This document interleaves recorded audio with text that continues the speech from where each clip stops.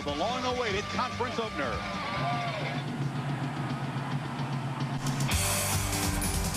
Auburn visiting tonight, powered by a first-class running game. Carnell Cadillac Williams already has 5 big play TD runs and designs on adding to that and spoiling the opening night party on Maroon Night here in Starkville. And welcome to Thursday night college football presented by Circuit City. From Davis Wade Stadium, it is the Tigers, already 1-0 in the SEC against the Mississippi State Bulldogs. Folks, there are few things wilder than the race in the SEC West. It is balanced. It is tough. Every game is kind of a free-for-all between these 6 backyard rivals. Essential for Mississippi State to protect home turf. Their next conference home game is not until November. For Auburn, it's the 4th game in 18 days. They're fortunate not to need the services of a doctor, but Tommy Tuberville is with our Jerry Punch. And I am with Auburn head coach Tommy Tuberville. And coach, it's so tough to win in this league on the road. And with the SEC West considered essentially a toss-up, how important is this game here tonight? Well, we count them all important, Jerry. It's one of those where, you know, it's a road to Atlanta. You have to win as many as you possibly can out of your 8 games. And we talked earlier, your road games are the toughest. And we feel like you have to win at least 2 road games and all your games at home to get to Atlanta. And this is one of them. So hopefully we get off to a good start. With just 24 carries in the last 2 outings, you've got yourself a pretty well-rested Cadillac on your hands. Now, how many touches tonight for the young man? We hadn't had to change his oil yet. This is the 4th game. That's good. He's had the flu last week, and I think he's got all of his energy back now. You know, we'd like to get him 25, maybe 30 snaps tonight, maybe a little bit more, maybe a little less, just depending on what things go. But if Joe Lee, you know, puts 8 or 9 on the line of scrimmage, we'll throw the football. If he doesn't, we'll run the Cadillac. Anticipating enforcement of the noisemakers tonight. You've been here as a head coach at Ole Miss and now of Auburn. Just how disruptive are these things for a coach and for a visiting team? Well, they get a little bit loud. They're a little bit different than regular crowd noise. But, you know, we hadn't talked too much about our players. You know, we go into tough places and have been to tough places already this year. So we'll just have to play the game, and concentration have to be a lot better than what it normally is. Hey, thanks, Coach. Good luck to you. Thanks. Chris? All right, thanks, Doc. And as for the Cadillac, he did have his pregame meal. He will not run out of fuel tonight as he did against USC. Kirk, for State's offense, real different look this year. Yeah, Mississippi State typically comes out and they want to establish the running game the last few years with Jackie Sherrill. Well, this year with Kevin Fant now at quarterback, he's providing more leadership. He's also able to get back there and make good decisions. And the thing that's the most important with this Mississippi State offense is now they have some playmakers that they can count on at receivers. So tonight for this Auburn defense, they not only have to be concerned about the running game, but also the passing game with Kevin Fant and these receivers at Mississippi State. Well, Kirk, Auburn's defense has been very successful in the last 2 games. They have not allowed a touchdown. Now, I understand the other team's offenses have been suspect. That's still pretty good. Now, tonight, I wouldn't be surprised if they didn't jump up to the front and stuff that Mississippi State run and then blitz Kevin Fant with everything they can and force mistakes. This is a major league challenge for the Mississippi State offense. I think it's a challenge for both quarterbacks tonight. Yep. There's another storyline here. It's just cowbell country. They're trying to enforce finally a 3-decade-old ban on these cowbells. It's a big part of the tradition here. Will the officials throw flags on the home team? Reese, you know, that's a big concern down here tonight. Chris, no question about it. I think perhaps the SEC ought to be a little more worried about NCAA investigators ringing doorbells, or maybe their 2-8 record against BCS conference opponents. Let them ring the cowbells. It's part of the flavor. Trev Alberts, Mark May, both here with me. And guys, already just the 3rd Saturday in September, and we have some developing storylines. Some teams already in crucial weekends, very important when some teams that perhaps have stubbed their toe in the early going. Bounce back week, heading the storyline so far. Some teams didn't just stub their toe, they got downright embarrassed. This will be the chance at atonement. We'll find out if they bounce back or bounce into the tank.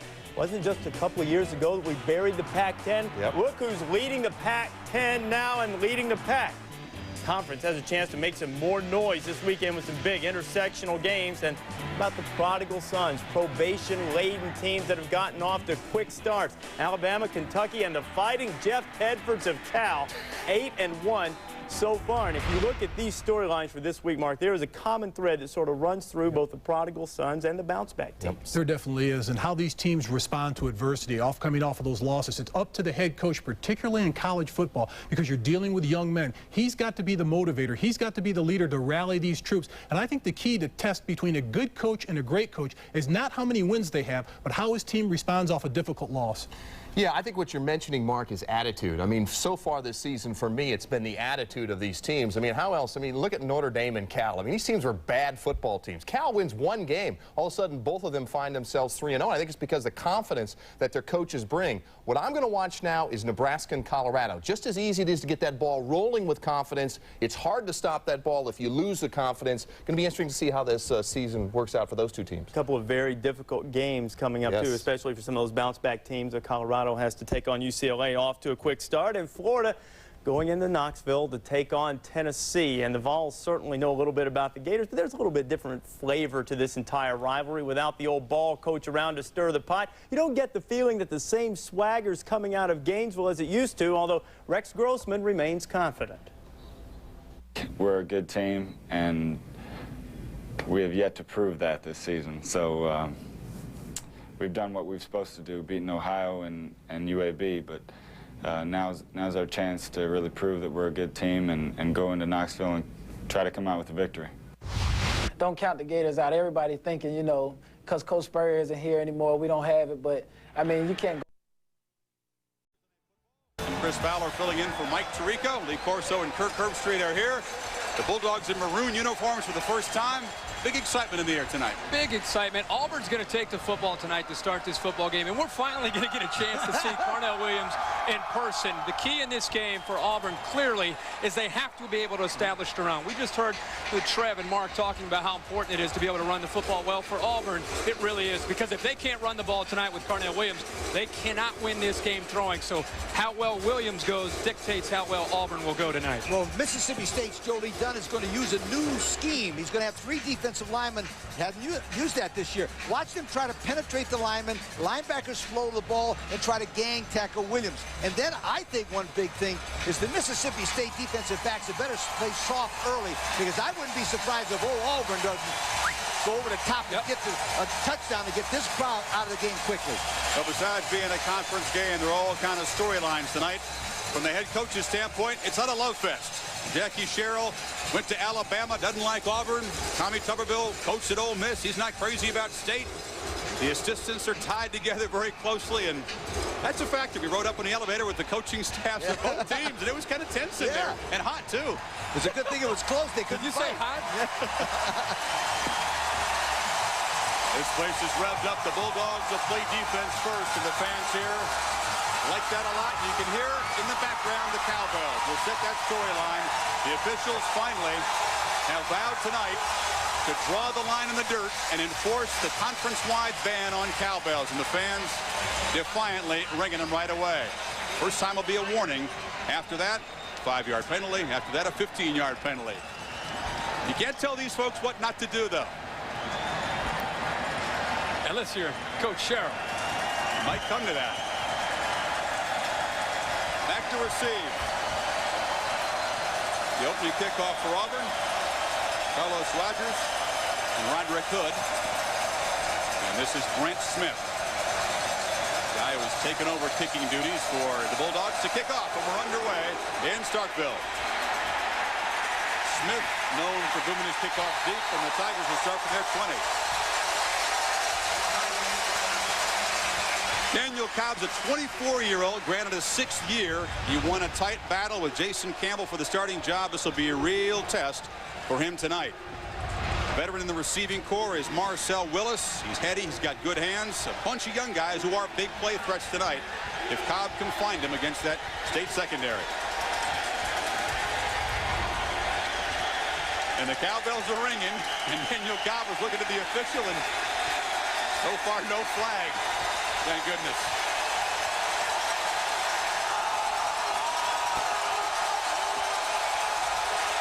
The tailback is the Cadillac. And he's got it. Off the left side, Cadillac Williams, first down and more. That's the bread and butter play for the Tigers. The guys up front blocking for the Cadillac. True freshman Marcus McNeil, 6'9", 345 out of Florida. This is going to be his first start in a career destined for big things. They said the big guy can really run. He runs with the defensive lineman. Different look, as you mentioned, Lee, on the D-line. On defense, number 93, Ronald Fields, the #1 run stopper. Watch for him to try to penetrate and disrupt the Auburn running backs before they get going. Didn't work the first play. Here comes an empty set from Auburn, shotgun. After the 16-yard gain from Cadillac on first down, Cobb takes a shot down the center of the field. Nobody home.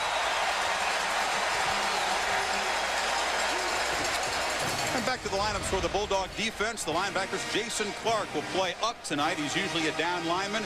Hagan, the tackling machine, the defensive leader.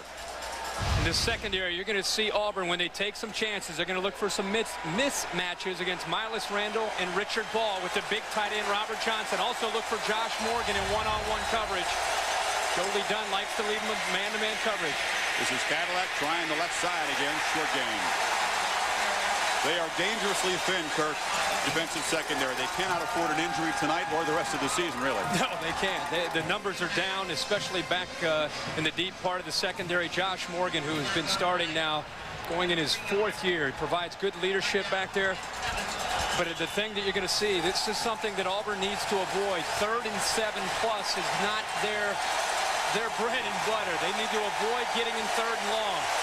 Their offense is built for more than 3rd and 3 and 3rd and 4. And I do hear some cowbells.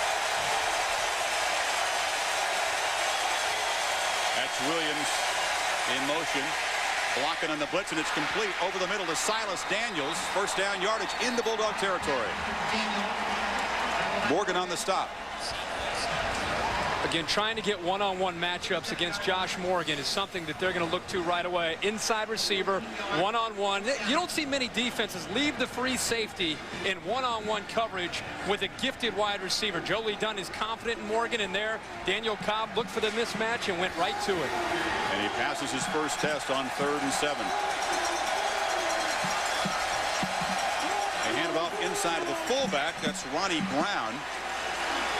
He's surprised the defense. Nice gain on first down. I like the way that Auburn is doing their offense right now, because they're spreading the ball over. Outside one play, off tackle, tried to throw the ball long, which I thought they would do early, and now, boom, fullback. Nice mixture of plays, Kirk, and I like that. Moving it around inside of the outside, different formations. 87 is the guy to keep an eye on, because the more they're able to run, that's when they set up the play action to the big tight end, Robert Johnson.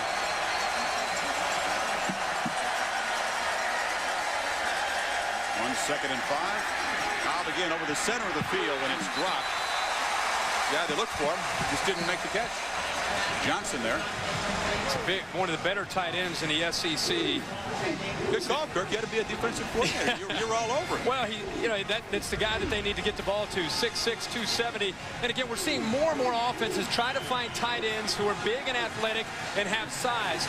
Safeties have a difficult time matching up with a big athletic tight end. And also linebackers can't stay with them because of their athletic ability. He'll be a guy to watch tonight. Empty set on another 3rd down play for Cobb now. 3rd and 5 as Williams motions behind him now. Quick drop, flipped over the middle. Incomplete as the pressure came and they get the hit on Cobb. Boy, Jason Clark, Kirk and Chris, Jason Clark came right up the middle with a nice blitz. If you'll notice him, he's delayed right there. Now he comes from behind, boom, right in the face of Cobb. Jason Clark is from Starksville, Mississippi. They like him on the blitz, and he was a tremendous play. You notice, Kirk, that he tried to cover the first time, first down, second time, forget about it. He got through. So the preseason Playboy All-American Damon Duvall, both punts and kicks, will try to pin the Bulldogs deep. And it gets off the side of his foot, very short. Bounces and will roll dead right at about the 20. So about as good as a touchback. But Kevin Fent, thankfully for him, will not have to operate deep in his own territory. Scoreless in Starkville. Bulldog ball when you come back.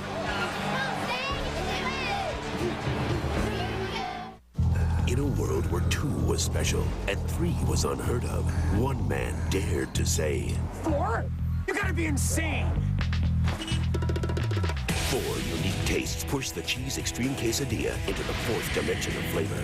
The heat is on when mozzarella, pepper jack, cheddar, and nacho cheese sauce form a taste to die for. So good. Makes you want to be bad? Don't miss the new Cheese Extreme Quesadilla. For 4D flavor, think outside the bun.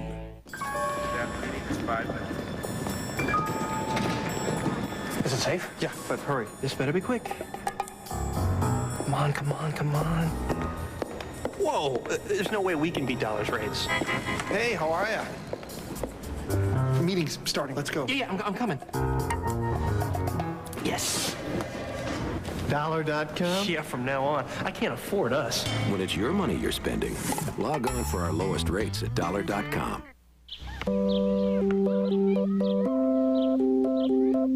For men, every morning it's the same routine. The desperate search for a way to relieve the pain after shaving. Finally, there's a better way to soothe your skin. Nivea for Men Aftershave Balm is an advanced blend of moisturizers and vitamins that soothe and actually improve your skin.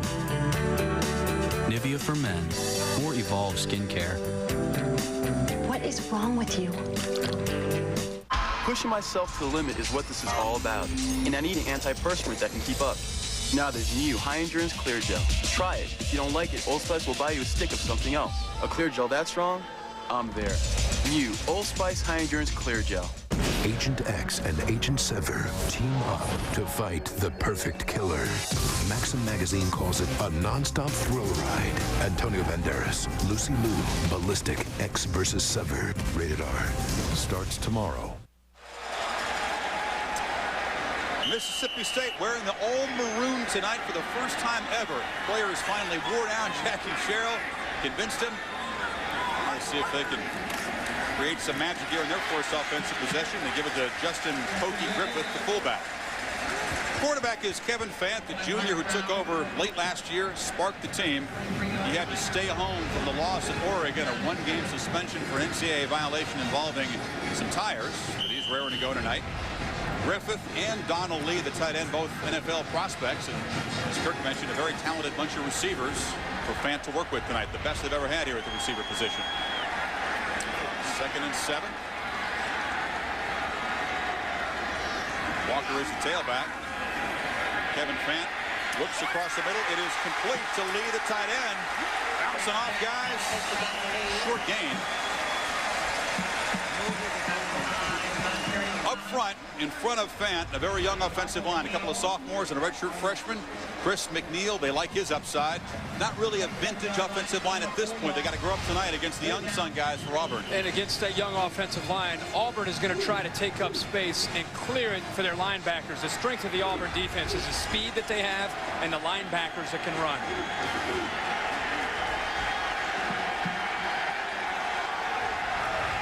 On 3rd and 3 now. Fant gets Justin Jenkins in motion. Looks across the middle, and Jenkins can't hold it. Thrown a little bit behind him, but Jenkins, who believes he has cured the dropsies, which afflicted him last year, can't hold on to that one. The Auburn linebackers, these are the real playmakers. These guys are speedy and instinctive. Dansby, the converted safety. Thomas is a prototype. There's the secondary. Number 4, Ross Green, and number 5, Robinson. Both former corners can run. They both come from the speed state of Florida, but they both can tackle. Robinson had 8 tackles versus USC. And into punt now as they fail on 3rd and 3 is Jared Cook. Booms a nice looking kick, and Roderick Hood has to back up to his 24. About a 10-yard return on a 49-yard punt for Jared Cook, who's number 2 in the SEC in that department. So, Cadillac and company back to work. We were talking at the break, a little bit surprising that they went to so many 4 and 5 receiver sets that first series. Maybe just showing a lot of formations to see how Joe Lee Dunn would react. I wouldn't be surprised to see them go back to the strength, and that's running Cadillac. One thing for sure, if it's 3rd down and long on either side, they're coming after the quarterback. Both teams.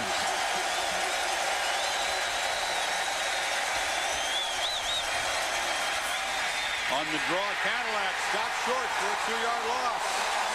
And the supposedly banned cowbells are loud and clear.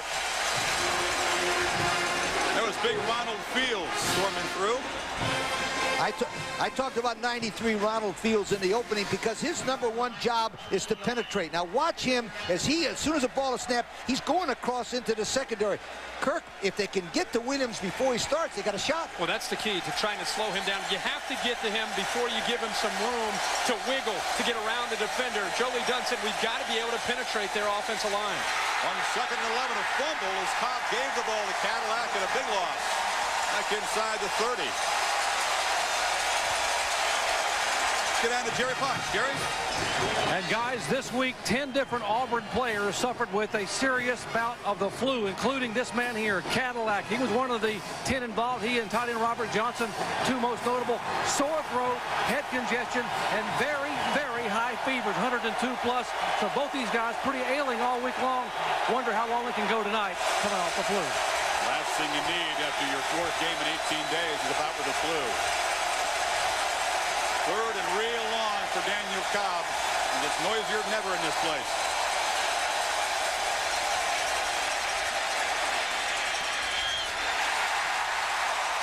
Cobb continues to try to work the center of the field, but well off target.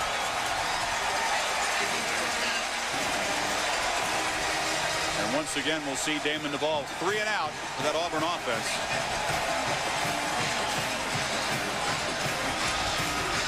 It's interesting, in our meeting with Jackie Sherrill, he predicted that Damon Duvall, although he's a great kicker, would shank one. And I'll be darned if the first one he didn't shank, right? But when he gets a chance to place his foot down, and boom, he is a sensational punter. See if he can keep it away from Ray Bivens, the punt return man for the Bulldogs, who can fly. Bivens will have a chance at his 20. Ray Bivens is going to be cornered after a short return. Second possession for Mississippi State. Scoreless game. First quarter and start, but we'll be back.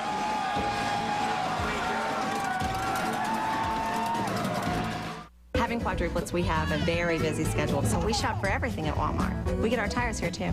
I can leave the car there for an oil change, new tires, and go shopping.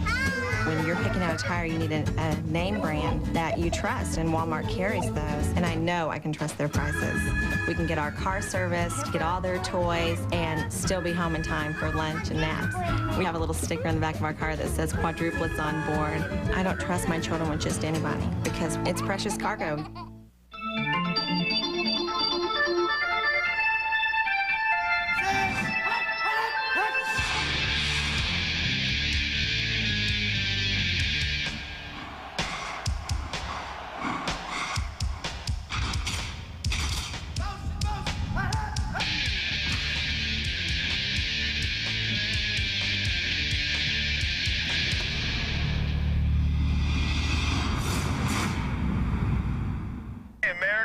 I'm the new 99-cent BK value menu. Tell you, women, can't live with them, can't live without them, huh? Sure can. Yeah. Just like crispy tacos. Just like 99-cent crispy tacos. The all-new BK value menu speaks for itself.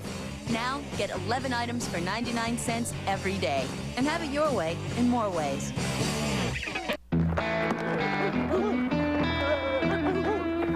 You're not ordinary.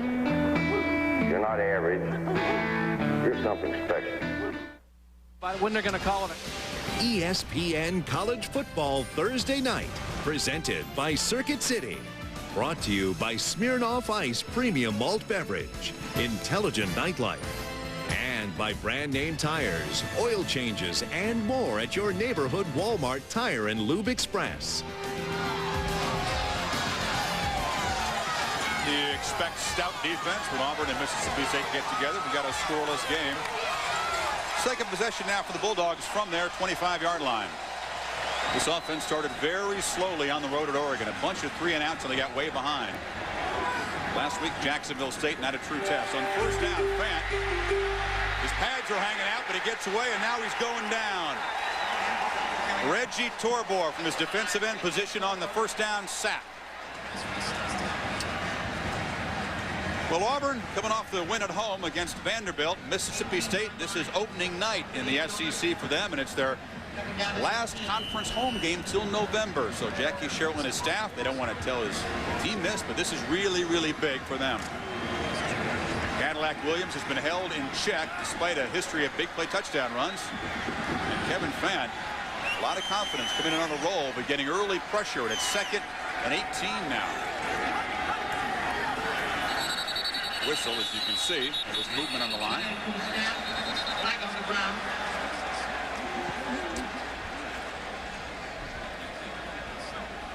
We've talked about the cowbell situation. These guys will make this call, and then we'll talk about why they haven't made a cowbell call. Prior to the snap, false start on the offense, 5-yard penalty, remains 2nd down. And we'll set up a 2nd and 23. Since '74, there's been a rule against significant use of artificial noisemakers. It was cowbells they were targeting. They've never enforced it. They said tonight they're going to do it. So far, no flag. Plenty of cowbells, no flags. Supposed to be a warning, then a 5-yard penalty, then a 15-yard penalty. They take it very seriously here, Kirk. They go back to the 1930s with their cowbells here. Yep. Keep them going. I love it. I do too. It's pretty quiet now on 2nd and 23, though. That's because Mississippi State's got the ball. Because they're nervous. Fant dumps it off to his outlet, and that's Dante Walker, the tailback. Very short game. Walker not primarily used as much of a receiver. They like to use the fullback, but Sparky Wood's trying to get his quarterback comfortable in the early going on offense. But I still think the cowbell's a good idea. I don't think they should go rule against the cowbell. I just wonder why now. Why now? Yeah. They've been ringing the cowbells forever. Now all of a sudden this year they're going to come out with a rule. You know what's behind it? There's an Ole Miss guy. Yeah, well, whatever. Well, The bottom line is you said that. They haven't called it yet. So just keep those cowbells going. I love them. Keep them coming, man. That's part of the trip down to Starkville. That and the barbecue at Little Dewey's, right? Oh, boy. Oh, is that good or what? I can't get out of there. I've been there the last 2 days. I got him a plug in the 1st quarter. That ought to be worth something. You see, they have marched a flag off against Mississippi State, and Jackie Sherrill's team has been plagued by penalties a whole bunch. It wipes out the short gain on the pass to Walker, sets up a 2nd and 28.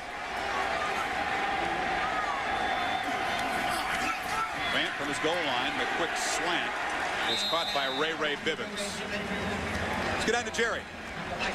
Guys, I talked to the SEC officiating crew prior to the game tonight and asked him just how they would call this cowbell situation. I said, do you have any kind of monitors on the field, like a decibel reader or field monitors? And they basically told me that it's a subjective call by the referee, Thomas Ritter, who will make the call.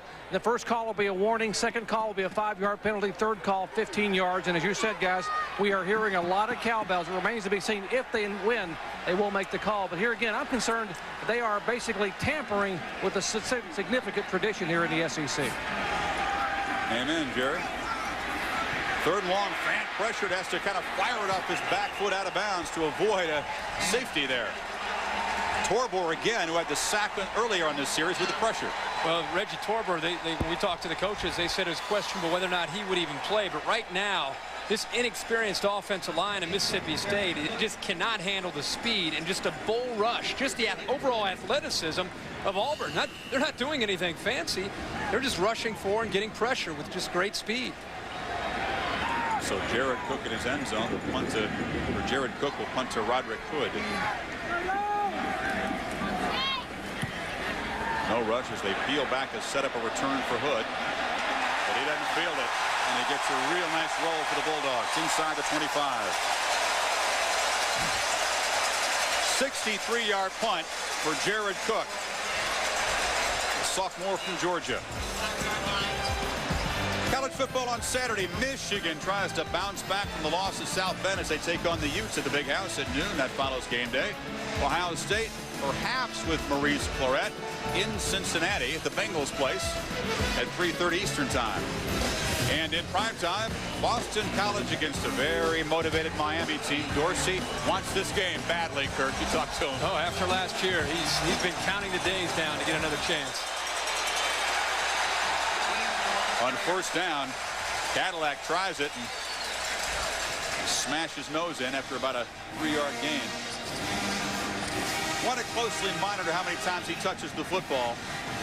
Against USC, they ran him real hard in the first half, and he had 97 yards. But again, because he didn't eat He cramped up, ran out of gas, and they want to monitor that. He's raring to go, though. Only had 4 touches against Western Carolina. Had a couple of touchdowns on those 4 touches, but already 5 rushes for 17 yards. Also in the second half, USC kept the football for almost 3/4 of the time, and Auburn didn't get the ball very much. Little play action fake. Cobb looking downfield, trying to get the ball to Lorenzo Diamond, overthrew him. A little shaky early on. He's a little shaky. He can't seem to find his rhythm, but that's the Auburn offense right there. Set up the play action with the run. When he came around, he set himself up. He had the wide receiver wide open to tight end. Lorenzo Diamond snuck behind the dog safety. The safety gets lost, and look at that. He's right there for a big yard. But the safety grabbed a hold of it. Now, I think if that would have been Robert Johnson, Auburn would have scored because he's a much better athlete than Lorenzo Diamond. Cobb just 1 for 6. Faces another 3rd and long. They dump it off. Intercepted. Intercepted. Mississippi State will score a touchdown. Flag. There is a flag on the play. Khalil Nash collected the Cobb pass and scored. It's a dead ball. Yeah, I heard a whistle before the play. How? I heard it. Well, I did. I heard it. Watch it. I could too. It's good ear. You heard it, right? Yeah. Right before the snap. Yep. I think it's motion. Prior to the snap, had a dead ball, false start on the offense.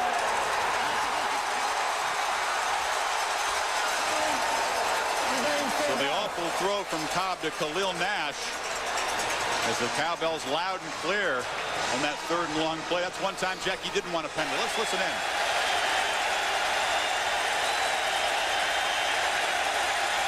Receiver at the bottom of the screen. Yep. Moved just a bit. He moved just a bit there, and that's a good call by the officials. You know what? I heard a whistle over the cowbell. You could hear it. And let me tell you, that used to drive me crazy as a coach to have an outside receiver go offside. The outside receiver should never go offside because they should be looking in at the ball and not listening to the snap count. Especially with this kind of crowd noise. Terrible mistake right there. But actually worked out. Yeah, worked out wonderfully. Cobb in his shotgun for the first time. Pressured backside to throw. No good. They got an arm on him as he was trying to complete his throwing motion. It's one thing for sure, gentlemen. Jolie Dunn, after the first 3rd down, realized that he can't cover him. As you said, they try to work Josh Morgan, can't cover him. So old Jolie right there, no socks, no notes, no headset, decided, forget about it. He has blitzed him like crazy on every 3rd down since then. This game is becoming more and more a game of first down. Who can get to 2nd and 3? This is two good defenses and two offenses kind of feeling their way right now.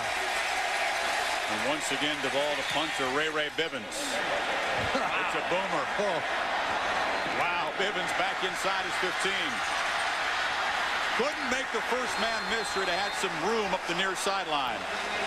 Great punting duel so far, guys. Midway first quarter, we're scoreless in Starkville.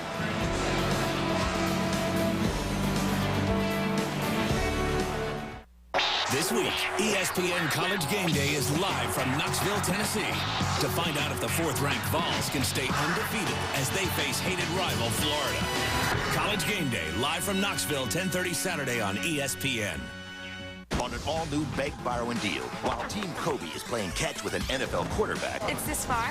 Yeah! Team Contact is just playing catch up. There ain't no stopping us now. We're going to get there. Beg, Borrow, and Deal, the new reality game show from ESPN, Tuesday at 8. Mr. Big Volume has done it again. Tom Jumper Chevrolet, Georgia's #1 Chevy dealer, passes the volume discounts on to you. Over 1,000 new 2003 Chevys in stock and ready for immediate delivery, with Tahoes starting at $29,993 or $349 per month. Come see why over 100,000 satisfied customers come to Tom Jumper again and again and again. Tom Jumper Chevrolet on Roswell Road, 2 miles outside I-285 in Sandy Springs. Tom Jumper, Mr. Big Volume. Coughing up cards. Easy. Magic wands. No brainer. Furry woodland creature. You want to know what's really magic? That's when Singular takes my unused minutes and makes them reappear the very next month.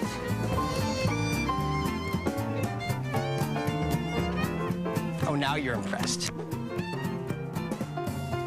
Rollover, only from Singular.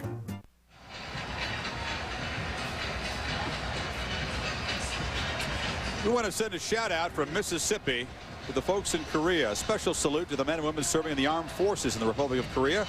Watching tonight's game on American Forces Network. Korea, the Frontline Network.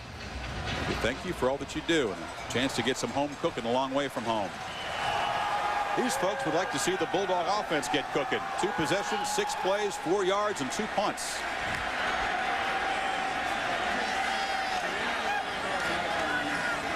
That's Jenkins in motion to the near side. They toss it to Walker. Dante Walker breaks the tackle. That's a positive play in the running game. LaMarcus Rowell with the tackle. Dante Walker, a plugger, a guy who shared time with DeCenzo Miller, who's now moved on here in Starkville. Not really a big play guy, but a sturdy, durable SEC back. Put that on the line. Yeah, hello. 225. That's one side. That was a couple years ago. I mean, he has put some weight on this year. He's running with more power and trying. He still has his burst. You can see it right there. This Auburn defense can fly, and he got upfield there. That's Justin Jenkins in motion. He gets the handoff on a reverse, and he'll get first down yardage. The first of the night for Bulldogs. Carlos Rogers drives him out. Mississippi State right now, they're just trying to figure out a way to slow down Auburn's defense, because Auburn's defense is flying to the ball. You can see off the action going to Dante Walker. Look at the linebackers flowing. And once you get them, you get a nice seal block there from the receiver. And now if Jenkins makes one guy miss, he's able to pick up 15 or 20 yards. But Auburn's defense is just flying right now to the football. And Mississippi State has to come up with ways to try to slow them down, make them respect different aspects of their offense.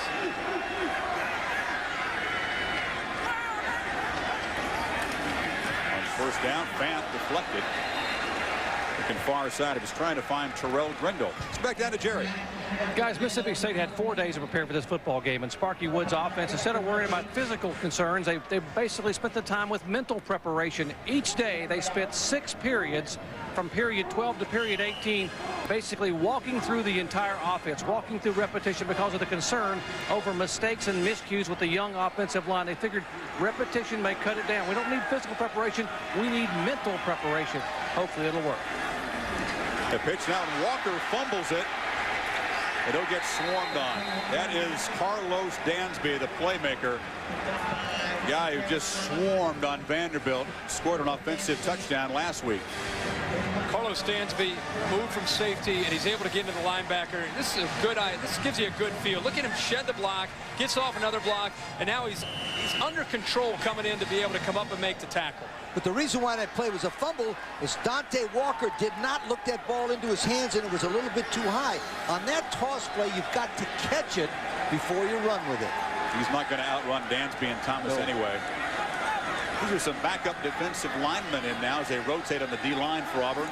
Providing a 3-man rush on 3rd and 14. And Fant looking long, gets caught. First down for Ray Bivens into Auburn territory. There is a flag down. 24-yard gain, the flag right about where Bivens made the catch. This route is called the post corner. Now what'll happen is Bivens will go down, fake a post, and then he'll roll it to the left. And we'll show it to you in a second. It's definitely pass interference. Rogers was all over Bivens, just trying to stay with him. Holding on the defense, that penalty decline. Result of the play is a first down. As we watch this play, watch Ray Bivens, number 10. He'll go to the inside and take Rogers with him, and then he breaks it to the outside right there. That's called a post corner, Kirk. The ball was perfectly thrown by Fant to a spot. Wasn't that a nice pass? I was about to say, that was a heck of a throw by Kevin Fant. Maybe get him going a little bit right now. So the Bulldogs put together their first drive, and another first down throw as he loops it out for Terrell Grindle. They say it is a catch at the 33. 12-yard gain. Kirk, sometimes it just takes that one pass for a quarterback to start feeling it. He can sometimes, you can find it as a quarterback after trying to kind of feel your way.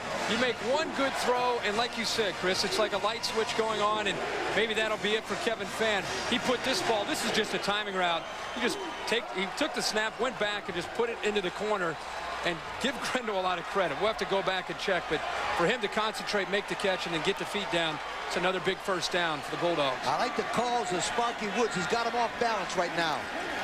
It's a shovel pass to Jarius Norwood, the true freshman. Norwood moving through the secondary. Doesn't quite get into the end zone. Stopped at the 1-yard line by Junior Rosegreen, but you can see why they love the true freshman Norwood.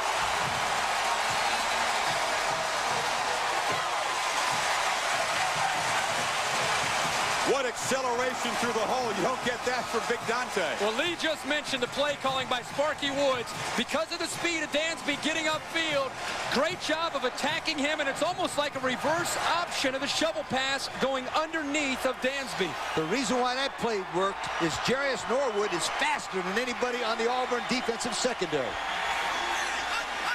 First and goal. There was some penetration before the snap. Nose tackle submarining there. They've warned us about Norwood's speed and ability to cut on a dime, and he just showed it in his first carry of the night, reception of the night. And they got a guy named Nick Turner, also a freshman, they say is faster than that Norwood. I want to see that. Mentally was on the Tigers. It'll inch the ball a little closer to the goal line. It's funny. Sparky Woods must be seeing the same thing that we're seeing, and this is typical of college football. You're kind of early in the year, you're still trying to feel each other out. Maybe they come out with a different look. There you see Sparky looking down, and he has done a great job of slowing Auburn's defense down on this drive. Lee, your old school backfield as Walker gets the call. Flag down again. Touchdown, Mississippi State. I believe the Tigers were offside again. They'll wave that off.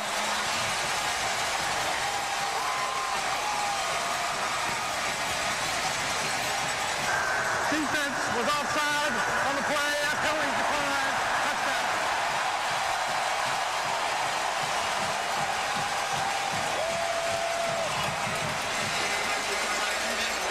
And after a couple of unimpressive 3-and-outs, a very impressive drive for Sherrill's team to draw first blood in this battle. And Brent Smith took over the kicking duties last week, on for the conversion.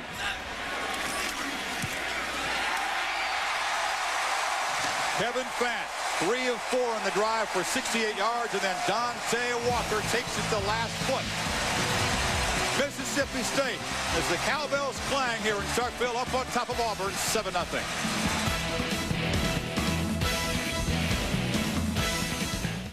How do you avoid getting sick when you're reading a car? Well, you don't read. Anything else?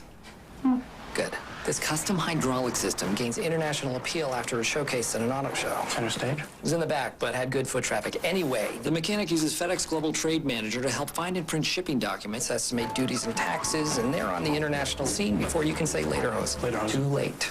That was fast. Not fast enough. Lederhosen. You know the symptoms.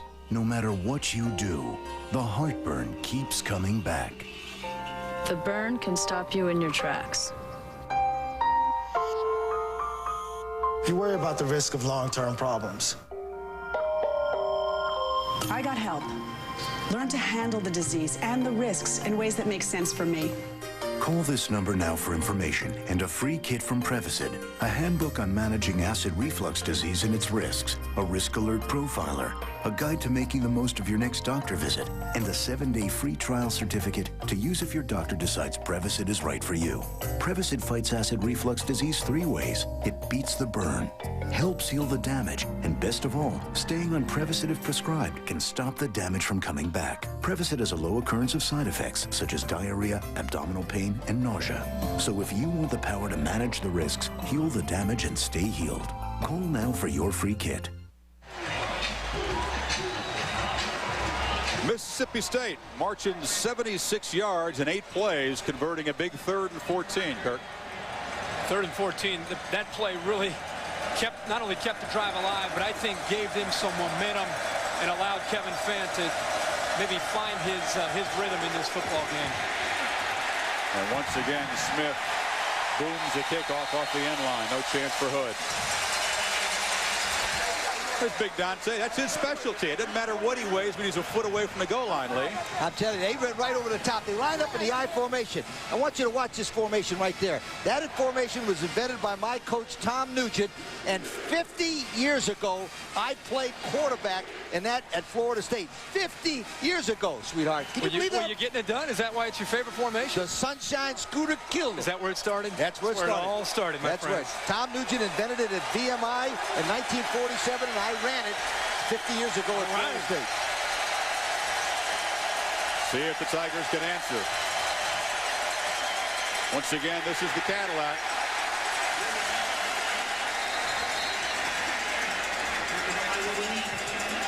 Now Auburn is going to have to try to figure out a way to slow down Joe Lee Dunn's defense with coming up with maybe a little trickery, something to slow him down. The screen, the draw, a reverse, anything to slow down this aggressive defense right now.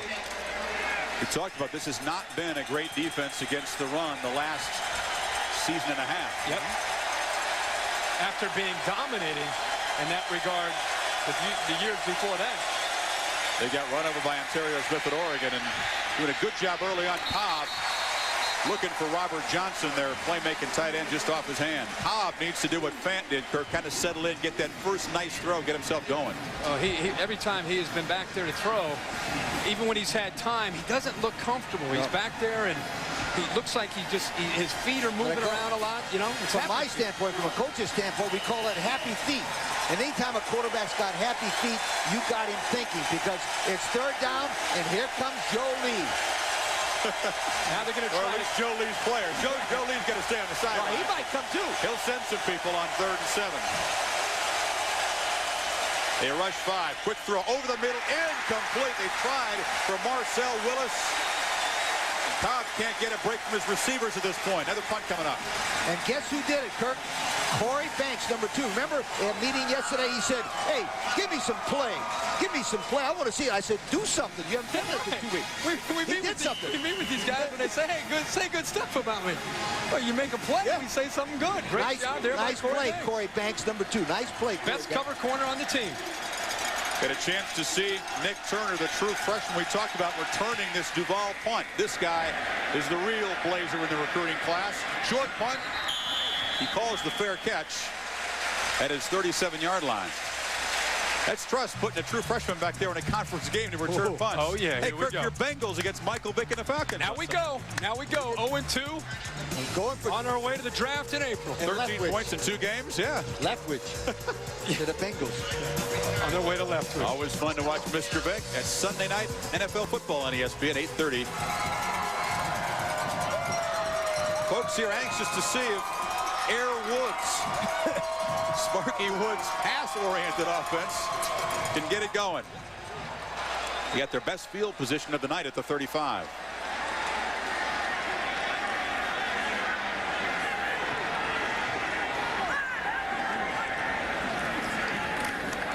Fant, another first down throw. Looks near side for Bivens. Bivens slips a tackle, has first down yardage.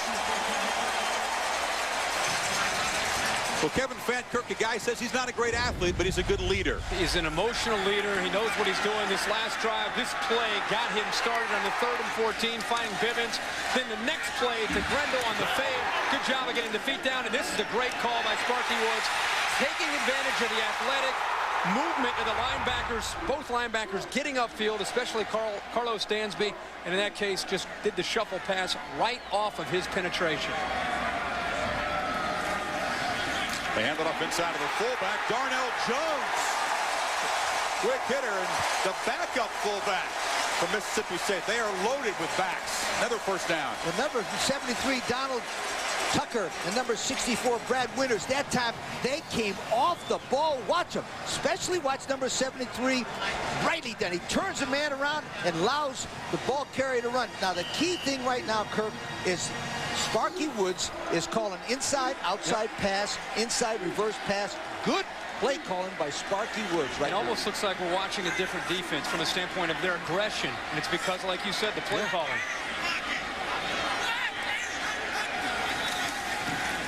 Fant, another first down throw, finds Bivens. This is a little bit like different formation, but what SC did to this Auburn defense, Kirk, they could not get the Trojans off the field. They just dinked and dunked them. Carson Palmer had a lot of success that night coming underneath.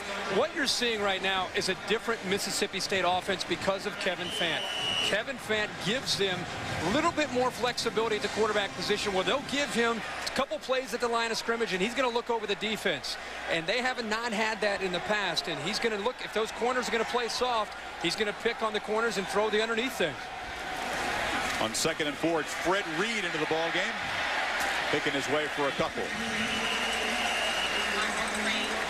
Rose Green again on the stop for Auburn, which with their quarterback struggling on the road, really like to keep the Bulldogs out of the end zone here. That's going to be it. End of the first quarter. Mississippi State's offense has awakened. Kevin Fant and company, a 7-zip lead. The Cadillac in the garage, still waiting for his first big play.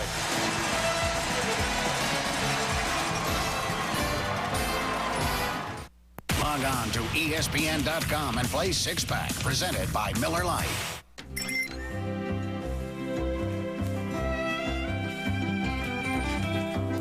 Switch to Priority Mail from the U.S. Postal Service and give your business the lowest cost shipping on 2- to 3-day packages. You'll save so much with Priority Mail, you'll have enough left over to treat yourself. Spare change.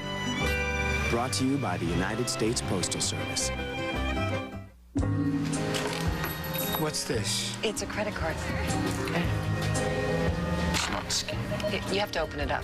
Introducing Discover to Go.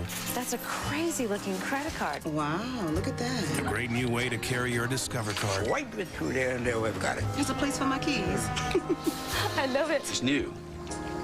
I figured that one out, Frank. Very futuristic. Same account numbers, same cashback bonus program, but not like any credit card you've seen before.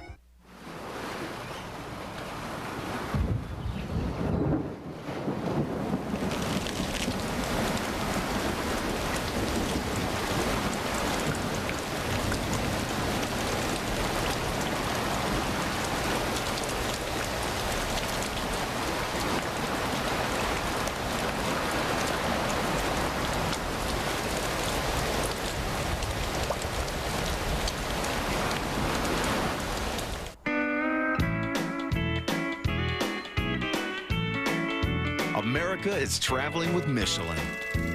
Right now, buy any 4 Michelin tires and get a Samsonite wheeled carry-on upright and the new Michelin North America Road Atlas free, a value of over $120. Just call 1-888-MICHELIN for your nearest participating Michelin dealer and get rolling. But hurry, this offer ends October 5th.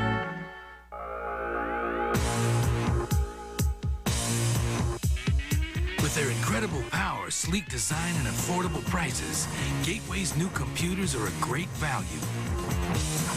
But now they're a better value than ever, because right now you can get a free printer or scanner with the purchase of select Gateway desktops.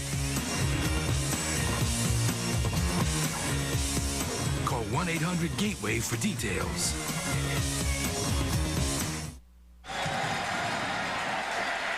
The second quarter in Starkville, Mississippi starts with a hunkered down situation for Auburn's defense. 3rd and 2 for the Bulldogs.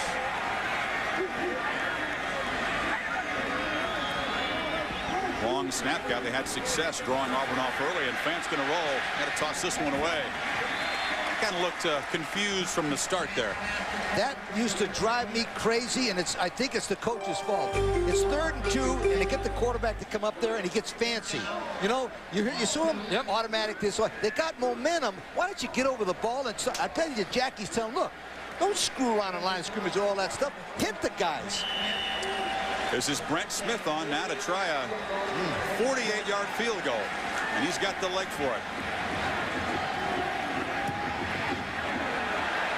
Of an ugly-looking kick, and he missed it. He had the leg, but not the accuracy. So Auburn's defense stays on the field a long time, but doesn't add to the deficit for that struggling offense. If you're not familiar with the Auburn quarterback situation, then we'll get into it here in a second. Yeah, we want to welcome you to Thursday night special. It's the opener for the Bulldogs in the conference. Auburn coming in with a 1-0 record. Chris Fowler filling in for Mike Tirico, who's off in Ireland, is he? Yes, he is. Yeah, I watched him today. They have barbecue over there? I think he's missing out. Cadillac had 16 his first carry, just 5 yards in the last 5 carries, and Fan has been on fire. 5 straight completions in that touchdown drive.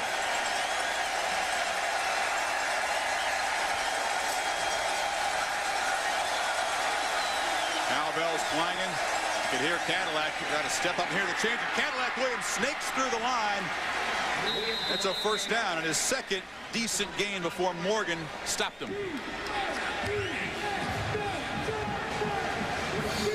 Always looking for something to get you going, and here, good blocking up front. Carnell Williams always looking for the cutback. That's what makes him so tough. He keeps everybody honest on the defense. If you're on the backside, you better make sure you're flying to the football, because that's right when he's going to go back that side and cut it for a big gain. Even if they don't block it well, he can make something of it. That's what concerned the Bulldog coaches. Whistle and a flag before the snap. I touched on Daniel Cobb, and you know, he's off to a slow start. And anytime you hear a quarterback's off to a slow start, if you're not familiar with the... Prior to the snap, false start on the offense, 5 yards, remains first down. If you're not familiar with, Jason Campbell came in a few years ago, was highly touted, and you even said at the beginning of the broadcast that Daniel Cobb and Jason Campbell, they battled it out last spring, and coming into August, it was still kind of back and forth. You would expect with a start like this that maybe Jason Campbell would start to warm up, but they say, the coaches at Auburn tell us that Daniel Cobb is at a different level when it comes to an understanding of the Auburn offense, making better decisions. So I don't think you're going to see Jason Campbell warm up. Daniel Cobb has a much better feel for what Auburn's trying to do, even though he's off to a slow start throwing. Yeah, but Tuberville was concerned, Lee, about this is a big test for this guy on the road. First road game in a big-time situation like this. Winning out, handed to Cadillac, who gets around the corner. Cadillac just squirming across the 50. Stopped by Miles Randall, an 11-yard gain to help gain back some of that lost yardage in the penalty. After watching Cadillac, this is the best thing he does, Kirk. You and Chris, watch him bounce out. Bouncing out means watch him break it to the right there. Now, the reason why that play worked was a tremendous block by Lorenzo Diamond, the tight end, who sealed off the defensive end and allowed him to bounce it to the outside. I like what I see with Cadillac. I give him more plays, my friend. Just keep going to him. I think you can count on that. On 2nd and 4, he's got it again up the middle. Williams knocks over the safety and gets the first down. Woo! That's like an Escalade Cadillac. That's like that big SUV running folks over. Escalade. That was not slippery.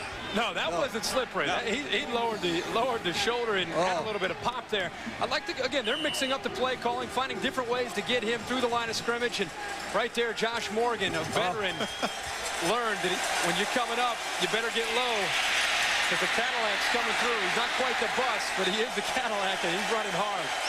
Morgan absorbed that blow instead of dishing it out that time. On first down, they try the air now, and Cobb will find Willis. Willis out of bounds. That's about a 10-yard gain. He got popped over there by Jason Clark, but had stepped out of bounds already. That's more of Auburn's style. I was talking about Daniel Cobb. No matter who the quarterback is in this offense, they're not going to win or lose the game by the quarterback sitting back there and throwing it. You're going to win by handing it off to Carnell Williams and then using a variety of passes, the quick game, play action.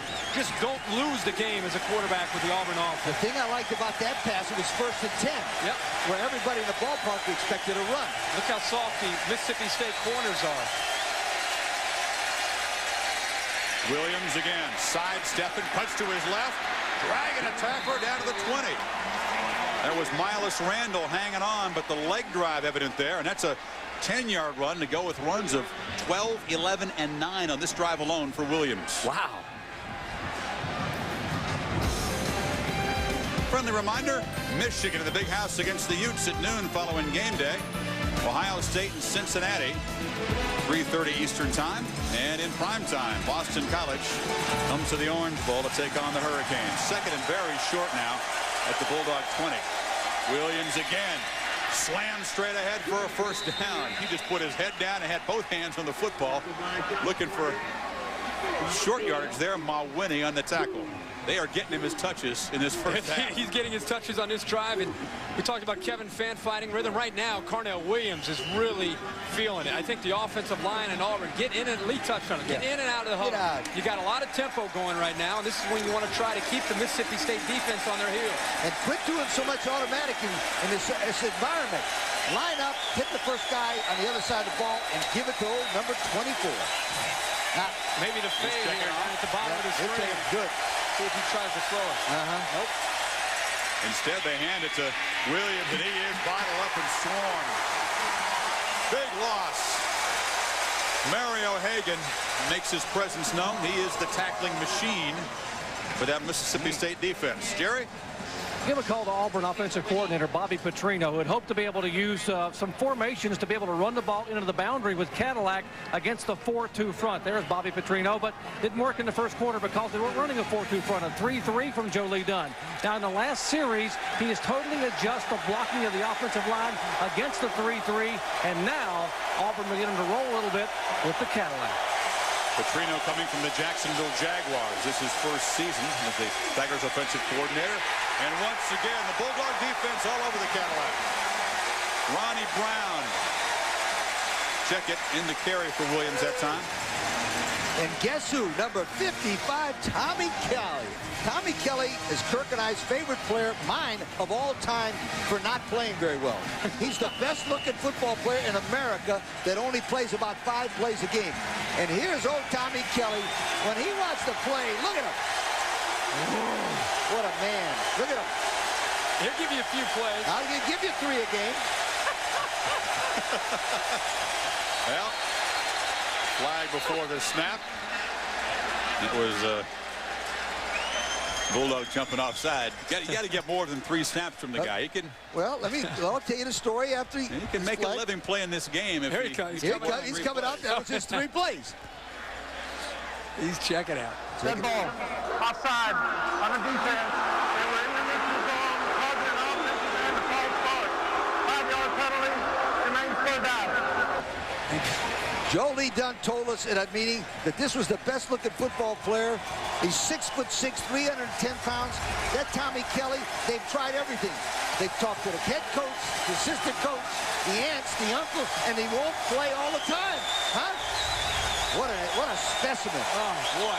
Oh. Ronnie Brown in for Williams, the tailback on 3rd and 12 as Cobb looks end zone. It is a jump ball caught for a touchdown. Anthony Mix on the reception. There is a flag down in the end zone, but Mix using that 6'5" frame to go up over the DB. And we'll check the flag. Tigers celebrate. This one's going to count. Pass interference on the defense. The penalty is declined. Touchdown. So Daniel Cobb to Anthony Mix, the freshman tight end. Little jump ball, get it to the big guy. And Auburn, a Duvall conversion away from tying things. Nice looking drive after a very, very rough first quarter.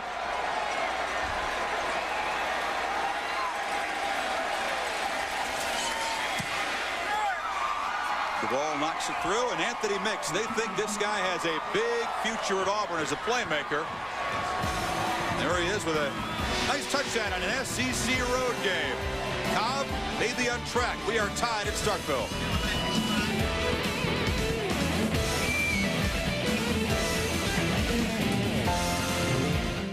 Tomorrow, one man must change his identity. I saw them taken alive. Go behind enemy lines and team up with the Ultimate Warrior. I will protect you. To save his best friend. The Four Feathers, rated PG-13. Tomorrow. For his first attempt, a 360 tomahawk. Introducing Tostitos Scoops. Amazing. And now the alley-oop reverse. With the bite-sized bowl-shaped design. Oh, my. And what everyone's been waiting for, the two-handed thunder. For the perfect dip every time. Oh, the judges have to be impressed. Tostitos Scoops. The dip lover's chip. Also great with Queso Supreme dip. You have the ultimate power to look better, to be stronger, to redefine your body and yourself. Introducing the Bowflex Ultimate. Quite possibly the best home fitness machine ever made. In as little as 20 minutes a day, 3 times a week, you can get real results that can change your entire body. With over 90 health club quality exercises and up to 410 pounds of resistance, it's like having an entire gym in your home. Bowflex is so effective that we guarantee you'll get the results you want in 6 weeks or less. Own the new Bowflex Ultimate with no money down and monthly payments lower than many health club dues. Call and ask for a free video and brochure, and check out the entire Bowflex lineup, or visit us on the web today. The new Bowflex for ultimate results.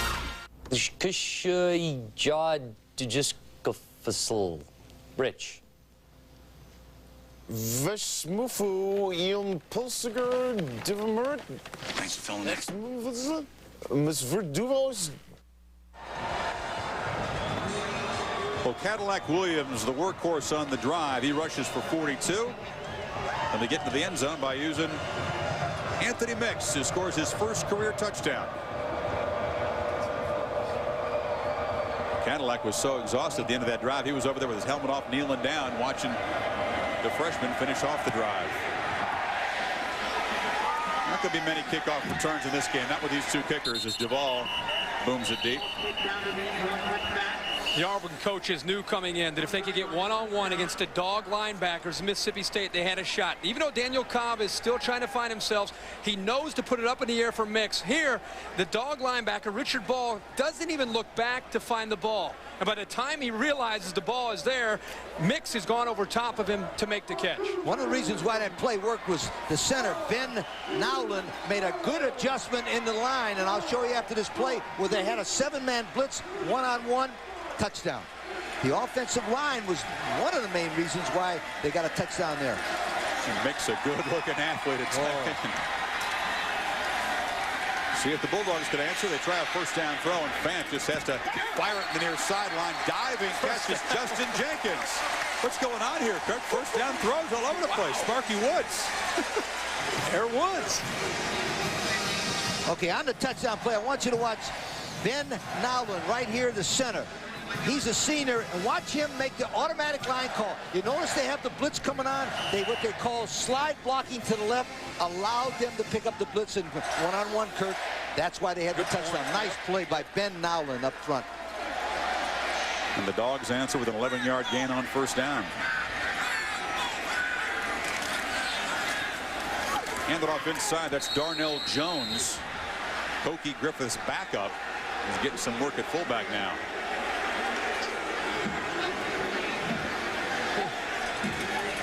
There's Carlos Dansby into it. These guys are known for talking. They say, the Auburn players, it's fun to play Mississippi State, and especially in Starkville, because they will talk even if they're down 100-0 in the 4th quarter. They'll still be talking. So what are you saying?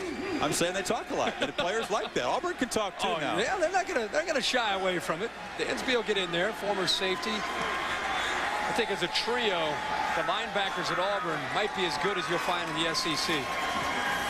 They swing it out to Reed. Reed, as you see. Fred Reed across the 45, first down yardage. If they're going to use a tailback as a receiver, it's going to be Reed, not Dante Walker. You can see the quicks. That was a nice quick screen, Kirk. What they did is they dropped back, they allowed the lineman to come in, then they hit Reed with a nice little swing pass, and watch the lineman out front. Huh? Nice play right there. And I think because they don't have the size that they've had in the past here as good run blockers, this is one of the ways to take advantage of their size, their athletic ability. Get them out in front, let them lead a back. And on 1st and 10, I like Sparky Woods' calls right now. Much more aggressive with Fant under center with the play calling. He's got a nice rhythm going, calling plays now. They hand it off inside to Reed. Short gain. Sparky's the former head coach, as most of you in SEC country probably know, at South Carolina. He's a guy that he's not always the brightest, sunniest disposition. He's not always 1,000% confident his team's going to go out there and roll up 500 yards offense, but he's got to go in now. Kind of a quiet confidence. Yeah. Look at the balance of this offense. This does not look like Mississippi State that we've seen. No. And you got to give him credit now. He's taken a lot of heat here in the years past, but he's got him looking real good in this game. Bant on the pump fake, looking far side for Grindle, and it is intercepted. Intercepted as they take the deep shot on the far side, looking for Terrell Grindle. And Sparky won't like that, the first turnover. Horace Williams is a backup corner on the pick. You're just hoping as a quarterback that your receiver's going to get there. This is where you drop back, you throw it to a spot, and you hope that he's going to run and make the play. But this time, Willis did.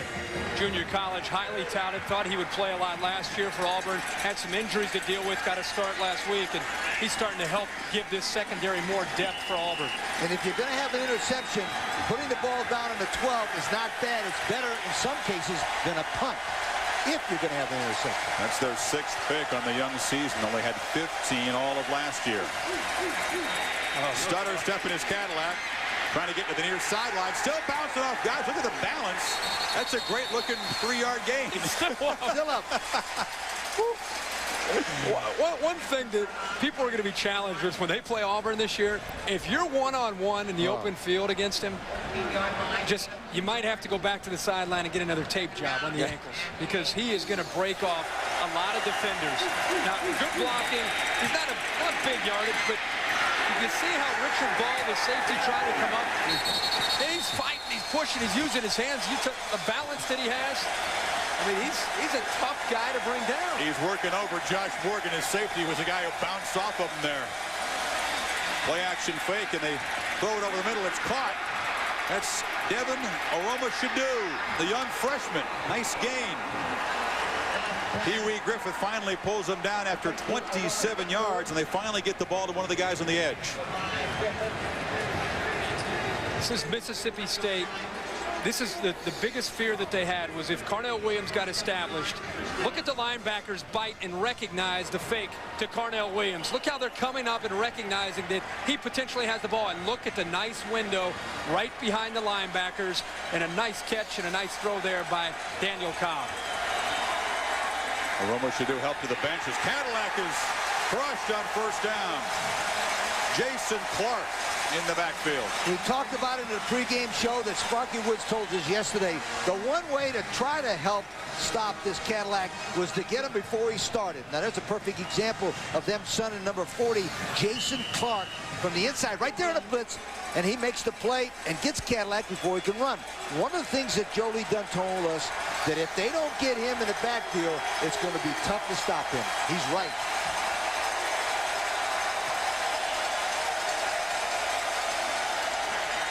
Cobb's got it on 2nd and 15. Nice little run. Going to be about 4 yards shy of a first down. Not bad for an ancient 24-year-old who gets teased by his teammates for being a 6th-year player. Cobb originally signed with Georgia, but figured out that Quincy Carter was pretty good. Nate Hibble made the same decision to leave. You know, Cobb is a guy who's, he's gritty, he's been around, but I'll tell you one thing he has, seriously, is toughness. This game did not start the way he wanted, but he's just kind of working at it and still trying to get things going. On 3rd and 3. Nothing for the Cadillac is Tommy Kelly. That's one of his 3 plays. That's it. Tommy Kelly, my man, number 55, 6'6", 310 pounds. Watch old Tommy Kelly. I'm telling you, he's just standing up. Watch this, Kirk. You're going to love this. There's our man. Look at him. He thinks he's a linebacker. Maybe that's what they ought to play him, as a linebacker. Watch old Tommy. Oh, man. That was great. Just shoved the lineman and says, this is my gap. You get over there. Move him to linebacker. Little confusion up front there on the D-line. Yeah, they have confusion more often. Corey Banks back to receive the Duval punt, which is another good one. And it gets a nice little sandwich bounce. That hit to the hand. That hit it. That hit a coverage man. Hit a ball. Officials are confused. They're spotting the ball at about the 11-yard line. Tiger coverage team thought it had hit, and it is a muff. Yeah. 26. One of the things that I didn't coach, Lee, but I know. Being around coaches, one of the things that'll just drive you crazy. Crazy. The ball hit a receiver's foot and was recovered by the kicking team. First down. Is when there's a punt and there's no chance of a return, and it's you guys don't clear out of the way. Richard Ball, 26. The ball's going to come down and hit his back of his foot. Yep. Get out of the way. Clear it. I don't know, what was your call? Peter, fire. Get out of there. We had it fire. Mental mistake gives Auburn the football. They got a chance to put points on the board. Yo. Mental error right there. Not good. Nope. Sorry. I got that receipt in here somewhere. Driver's license, bus transfer, $1 off fish sticks. Actually? Floss. Just in case. Movie stub, mint. Actually, we keep everything right here, just in case. Right. Just in case. People lose stuff. That's why we can store purchase and warranty information automatically, so you won't have to search anymore. Circuit City, we're with you. Floss. Who flosses anyway? I floss. I floss too. Woo, I'm beat. What do you say, boys? Let's go get a couple beers. Yeah. I don't know, man. I told my gal I'd be home early. Dude, it's The Rock. Be home early, brother.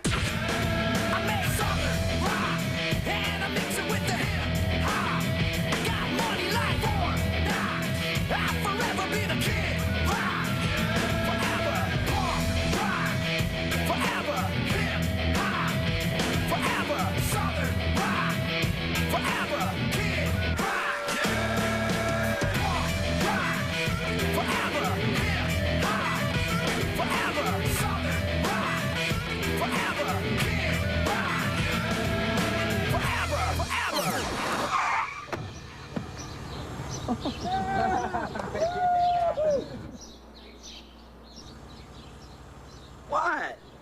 You said early.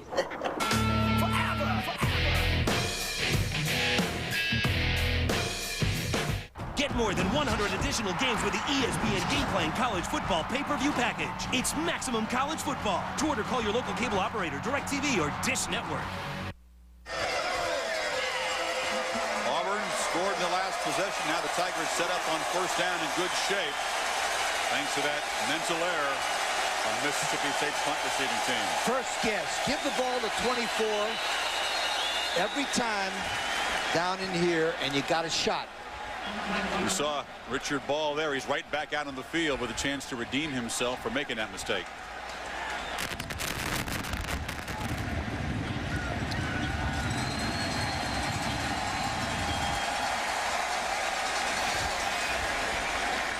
Now here's the ball right there. Now watch Richard Ball right here. Now Kirk was bringing up a point as a coach. When the ball hit, we used to say fire, which means everybody get away from where you are, away from the ball. Everybody has a call. I promise you, Mississippi State has a call. But he didn't listen.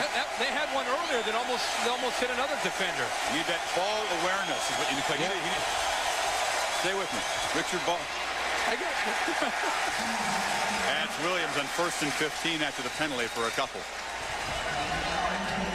Good college football lineup on ABC this Saturday. Notre Dame tries to snap a 5-game losing streak against the Spartans and keep their undefeated season going. Strong defense down there on College Station as the Hokies come calling. BYU and Georgia Tech. Some of you out west will see Colorado against UCLA. 3:30 Eastern on ABC.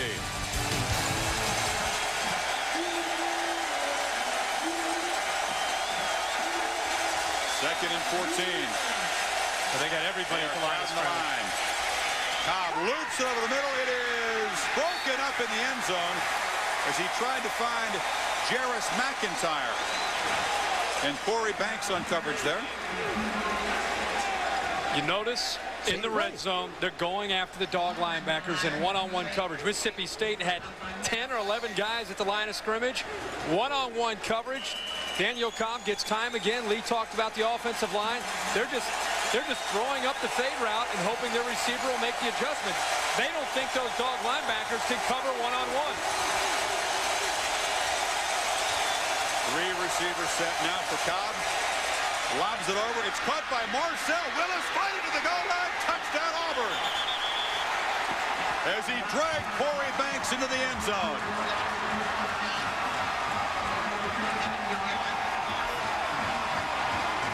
And Daniel Cobb, after a very rough start, Kirk said he's persevered. His second touchdown pass has put the Tigers on top following the gap. What happens here, they get a blitz again, good protection, but this time they go to the outside man on a little post, a skinny post they call that, Kirk. And what I liked that time was that Cobb threw the ball before the blitz got to him, right to a spot. That's one of the risks. Oh. You're seeing fewer and fewer defenses take those chances and playing man coverage. Yep.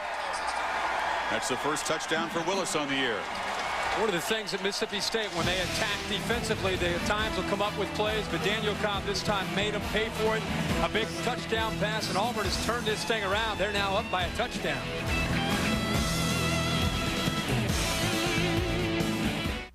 Hi, I'm Steve Young. I'm the quarterback. We're always the leaders of the team. You should always listen to us.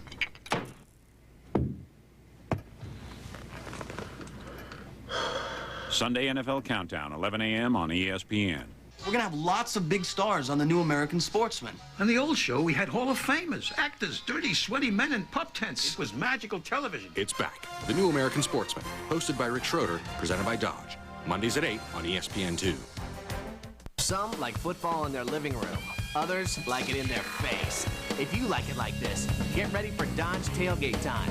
You get a Kick-A-Cute grill, cooler on wheels, deluxe barbecue tools, and much more at no extra charge when you buy or lease any new Durango or Caravan. Plus, get 0% APR financing for 60 months on 2002 models and our 770 powertrain limited warranty.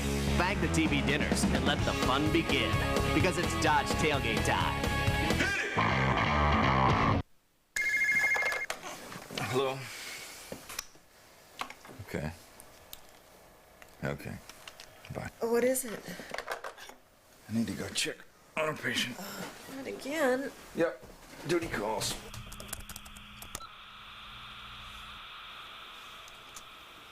I still can't get over all this new technology, but I'm sure glad we have it. We can thank Floyd Medical Center for that.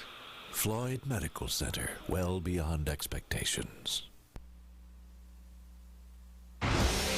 ESPN College Football Thursday night, presented by Circuit City.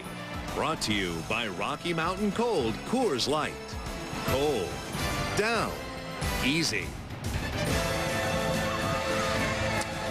Well, to win football games on the road in the SEC, you got to kind of weather the storm sometimes, find your bearings until you can get yourself set. Hopefully you're not too far behind, and that's what Auburn has done. They fell down 7-0. And a couple of Daniel Cobb touchdown passes. Suddenly the home folks are a little bit quiet. And remember, that was set up by a mistake on the kicking game. That was a short field on the Mississippi State defense. It was a 13-yard drive in 3 plays, and once again, Duvall booms it through the end zone. With the Bulldogs set to take over, we send you back to Reese Davis, so fill us in on halftime. Reese, what do you have for us? All right, Chris, coming up on the Coors Original Halftime Report, we'll hear from Jim Tressel, the latest on Maurice Clarett, fine freshman running back at Ohio State, and his status for the game against Cincinnati. Trev and Mark will weigh in with predictions. Florida and Tennessee, Michigan State and Notre Dame. And they tell me, Chris, we've looked everywhere. No hidden video this week. They think maybe you took it with you. I will make Lee and Kirk stay in the booth and pay close attention at halftime. First down throw, incomplete. They try to get it to Bivens. Overled him a little bit. Mental mistakes. The mistake on the punt return by Mississippi State has completely changed the atmosphere in this stadium. With 3:55 to go till halftime, Kevin Fant, we've heard about his leadership, and he needs to demonstrate it right here. They need a drive. They need to put some points up on the board before they go in to hit the halftime. But if they don't, they got to be very careful not to get another turnover, because that could demoralize that defense from Mississippi State. On second down, plenty of time for Fant. Over the middle, finds Justin Jenkins. Jenkins turns on the Jets. Somersaults to a first down.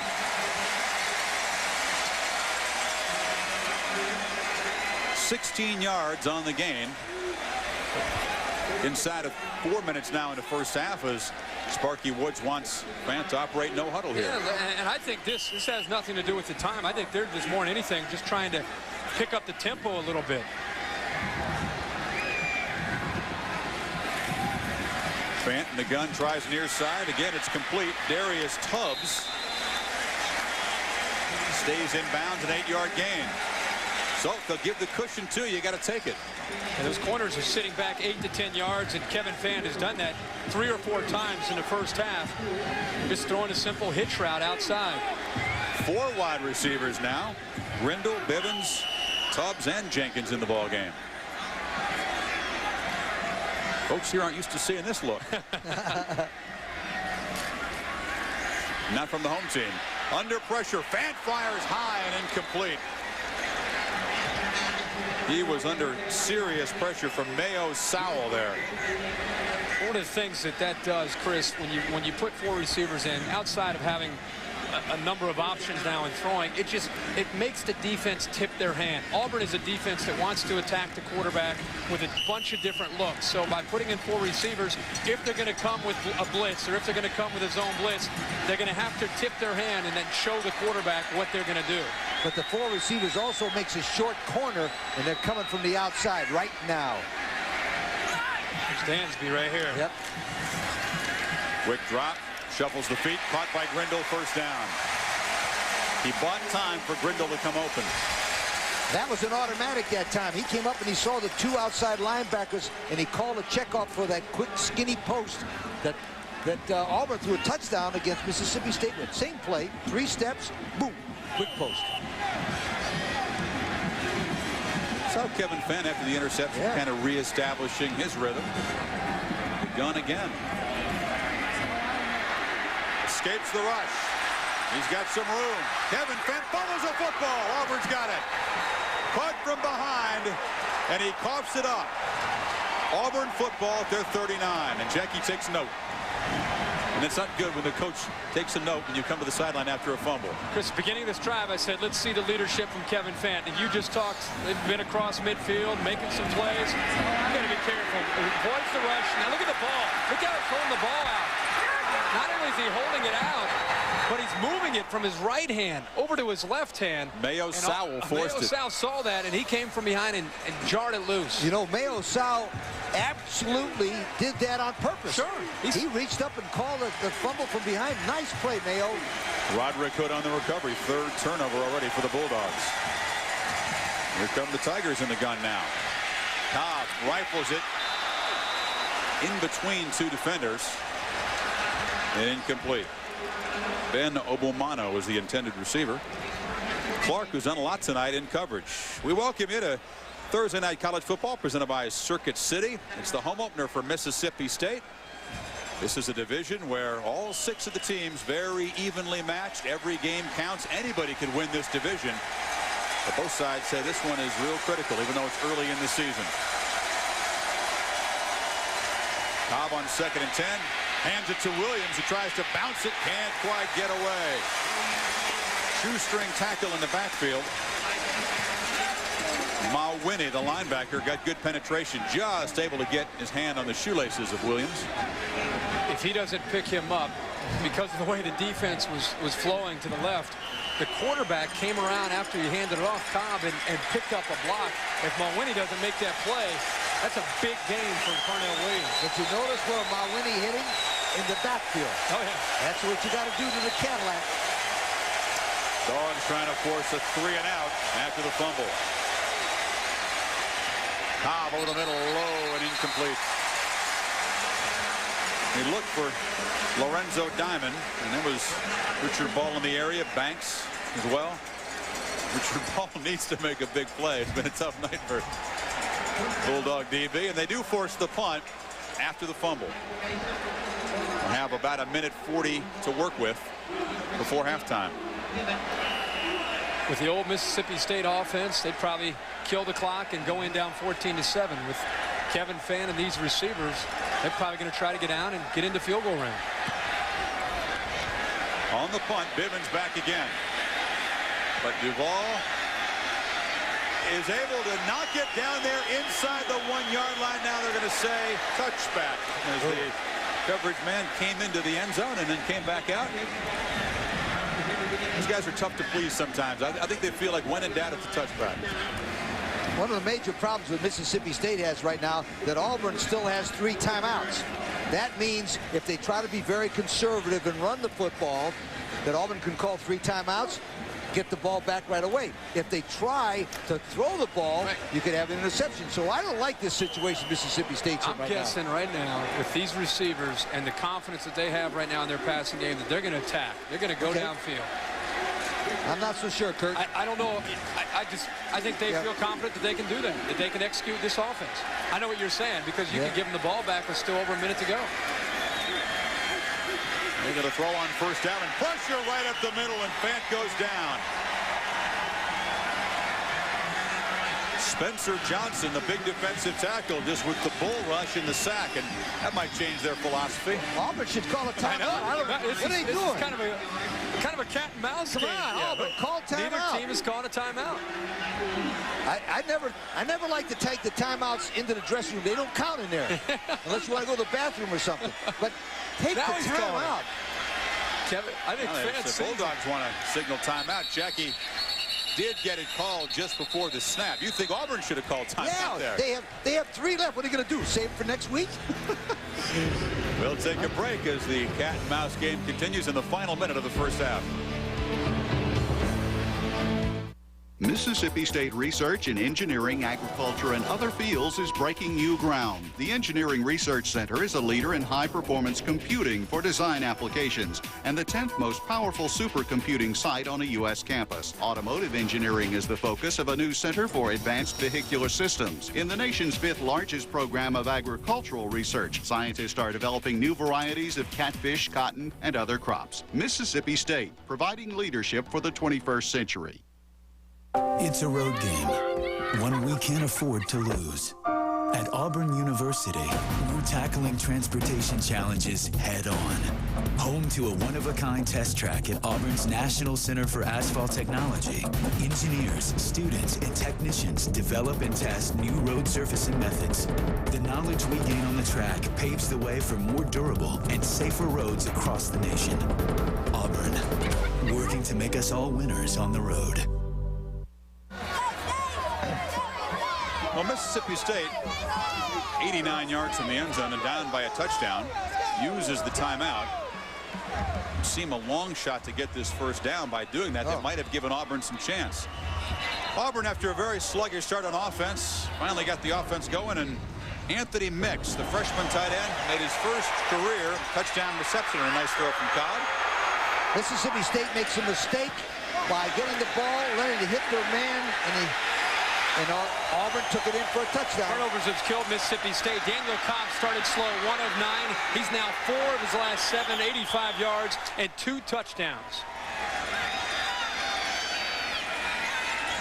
So Fant back under center on 2nd and 19, and they'll just give it up the middle of Fred Reed. Now we'll see if Auburn calls a timeout to make Mississippi State punt. And they will. Just about 43 seconds away from the Coors Original halftime report. Reese Davis, Trev Alberts, and Mark May.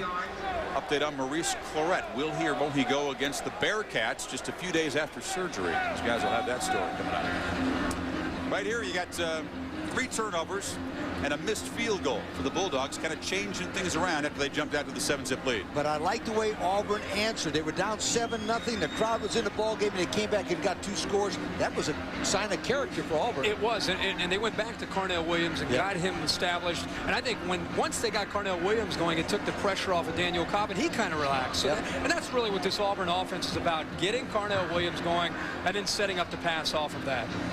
And what you expect when Auburn and Mississippi State get together is a pretty tight game where a mental mistake, a turnover, a missed field goal can decide it. That's been the recent history in this series. The reason why I was skeptical about Mississippi State throwing the ball, Kirk, is a stat they've given to me. The last 3 drives, including this one, have started on their own 20. They've had an interception and a fumble.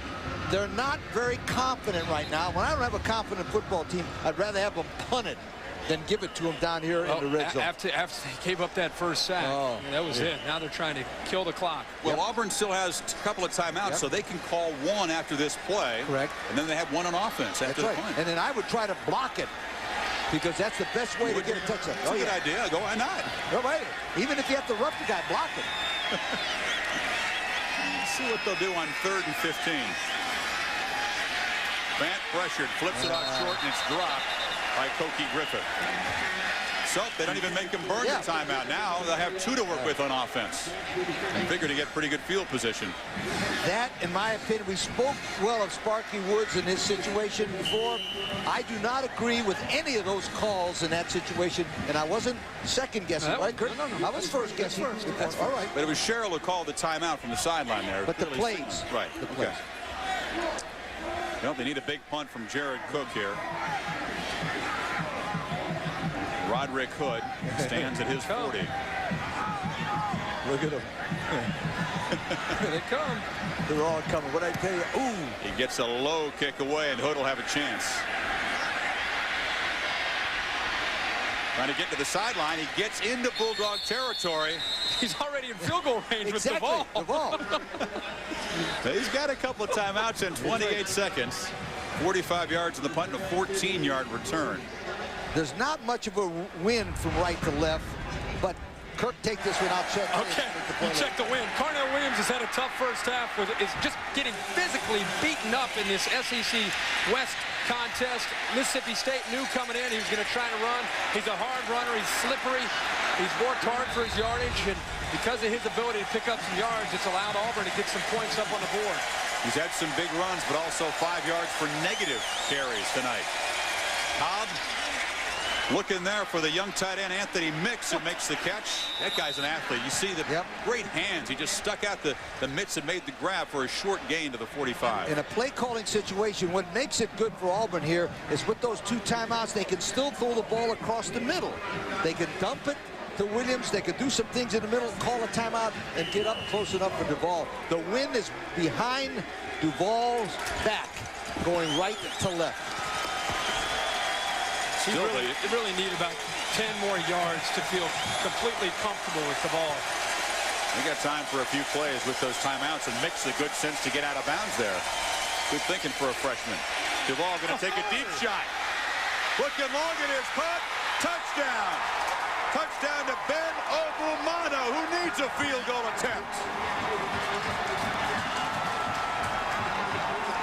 And they beat Pee Wee Griffith, who's a fill-in cornerback, and Ben Obumano, the 3rd Tiger receiver to record his first touchdown catch this season tonight. Again, the risk of playing the straight man-to-man coverage is this. There's nobody behind Griffith. Obumano got behind him, used the speed, and Daniel Cobb all of a sudden starting to find himself.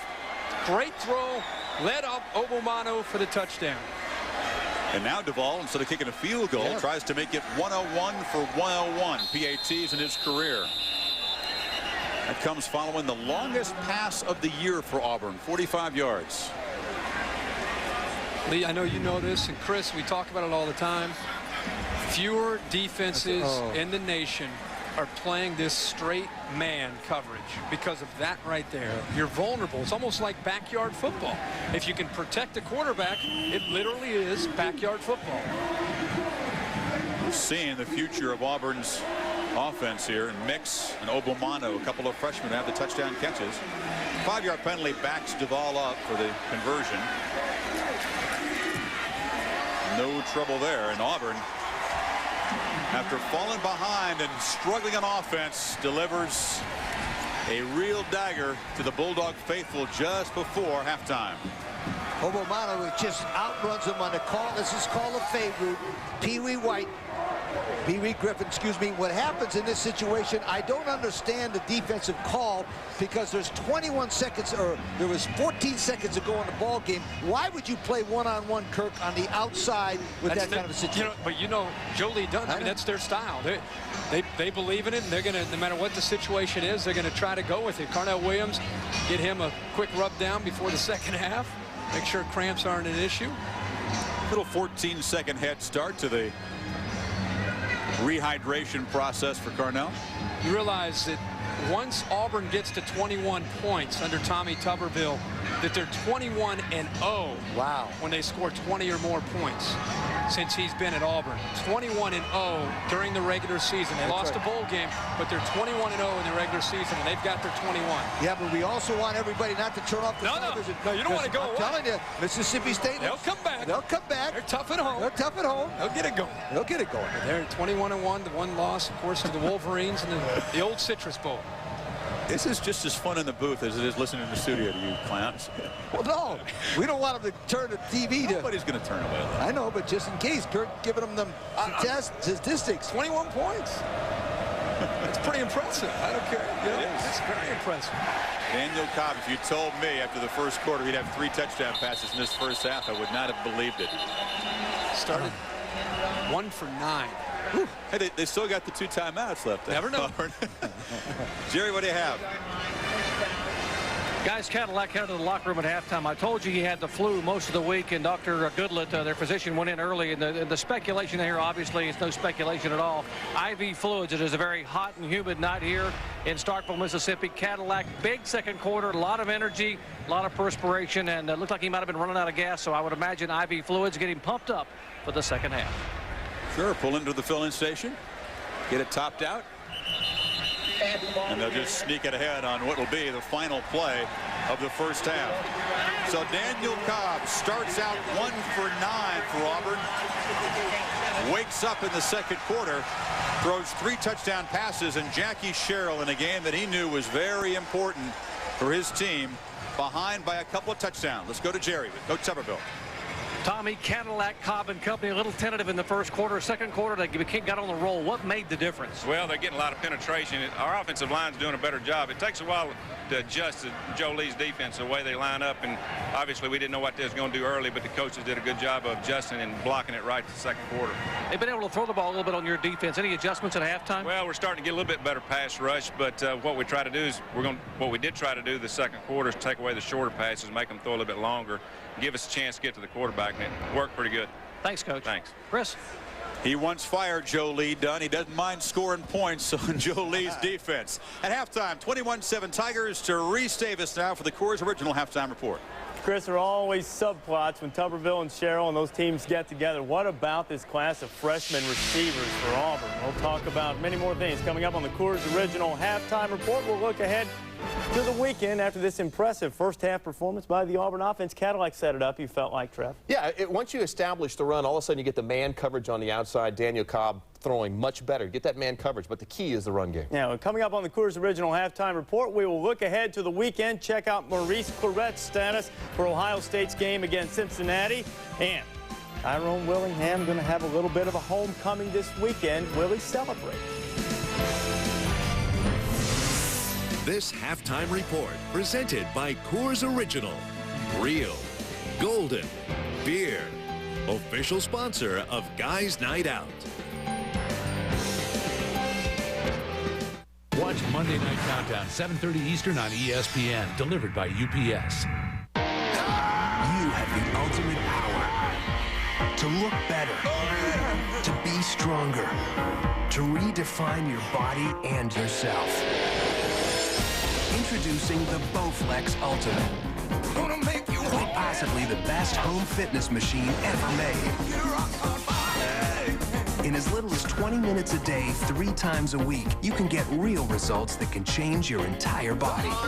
With over 90 health club quality exercises and up to 410 pounds of resistance, it's like having an entire gym in your home. Bowflex is so effective that we guarantee you'll get the results you want in 6 weeks or less.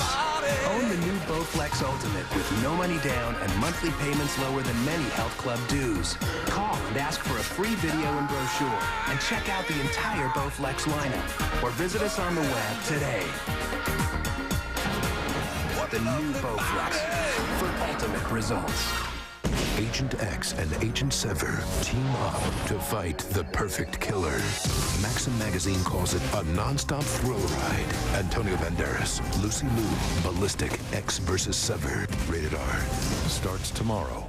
Pushing myself to the limit is what this is all about, and I need an antiperspirant that can keep up. Now there's new high endurance clear gel. Try it. If you don't like it, Old Spice will buy you a stick of something else. A clear gel that strong? I'm there. New Old Spice high endurance clear gel. Back on the Coors Original Halftime Report, a second quarter explosion from Tommy Tuberville's offense. Auburn on top of Mississippi State in Starkville, 21-7. Glad to have you with us. We're enjoying a splendid performance by one of the young running backs in the country, Carnell Williams. But on Saturday, Maurice Claret, not sure if he'll be able to go. Just a couple of days after having his right knee scoped, they didn't think it was very serious surgery. Maurice Claret did not practice much, just rode the bike during Ohio State's workout, getting ready for Cincinnati this afternoon. And Jim Tressel, after practice, addressed his status. I would say right now he'd be doubtful. He'll dress, and between now and Saturday, we'll see how it comes along. But we're going into the game assuming that he won't be playing.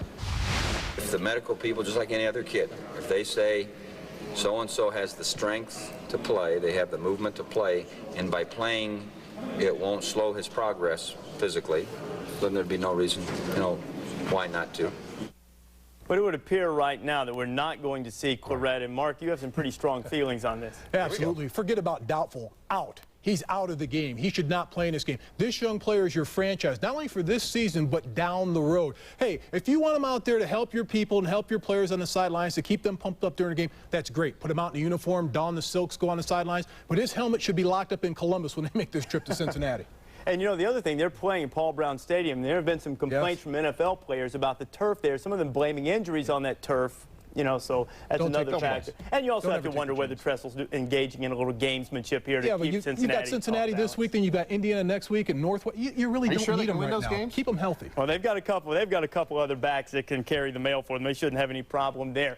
Notre Dame has lost 5 in a row to Michigan State, and on the day that Tyrone Willingham was introduced as head coach of the Irish, we talked to him here, and he was well aware of the losing streak against his alma mater. Now, Ty, on the other end, he hasn't lost to Michigan State. Back in the Sun Bowl when he was at Stanford, beat them 38-0, engaged in a lot of social affairs with some other old Spartans. But this week, with Notre Dame coming to town, a little bit different for the Irish boss. With this experience, because of the way you travel and the way you play the game, you don't have the encounters that you had in a bowl game. In a bowl game, you get a chance to visit with old friends and really, kind of sit down and go through some memories, okay? But in this case, it's just go in, play the game, hopefully win, and then you're back out of town.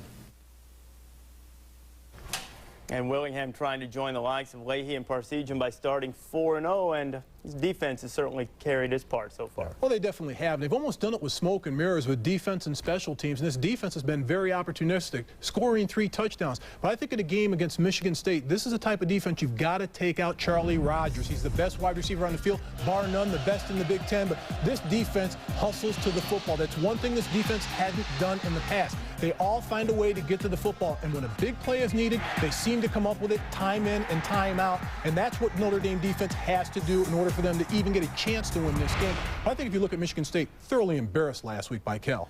Yeah, I disagree a little bit with you when you say smoke and mirrors. I think Notre Dame's winning because they're the better football team. I think they're playing great, and a team that's not playing great at all is Michigan State.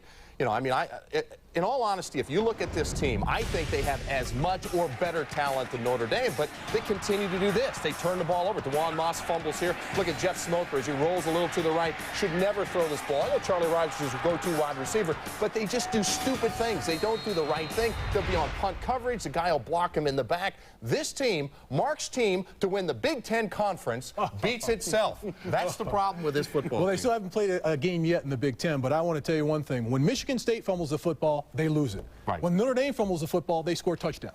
They're a good football team. They're well coached and fundamentally sound, and they don't beat themselves. That's why Notre Dame will beat Michigan State. Notre Dame's defense has created 11 turnovers, turned them into 43. The Irish's 71 points. As you start looking ahead, guys, in the Irish's remaining schedule, it's going to be a tough one in East Lansing on Saturday, no doubt. 7-0. 7-0 when they go to Florida State on the 26th of October. I think they got a great shot at being 7-0. It's going to be tough at Air Force. They're going to struggle in that game. That will be difficult. And you look on down the line, too, very winnable games, and USC is coming to play right now. And that could turn back into a circa 1974-1975 classic between the Fighting Irish and the Trojans. We've got much football coming your way on Saturday. Lloyd Carr, Ron McBride, both coaches still smarting over officials' calls this past weekend. They go head-to-head at high noon. We'll follow it up with Ohio State and Cincinnati at 3:30 Eastern Time. And then the primetime game presented by the U.S. Postal Service. Boston College and Miami. The Canes have been looking for this one since last year. Well, BC did a little smack talk. Baseball, Trev, baseball. Angels and A's started the day tied for the AL West lead. Scott Spezio, the knock, and he's a Husker. Here comes our stat. Yeah, he should be punting in the NFL right now. Great punter in college. Angels now have it tied at 3 in the 6th. Here comes Terrence Long, who logs on. He is part of the Gone Network. His 16th of the season. The A's win it by a count of 5-3, and they regain the lead in the American League West. Both of these teams going to the postseason because of the wild card situation. Yankees magic number down to 2, and they're on top of the Devil Rays by a count of 2-1 as they play in the 7th inning. Mussina still in there at last count. So to come, the Coors Original halftime report. Tennessee and Florida square off, and it will be the season debut of Kelly Washington. We'll hear what Kelly thinks about himself, and Byron Leftwich also going to try to bounce back.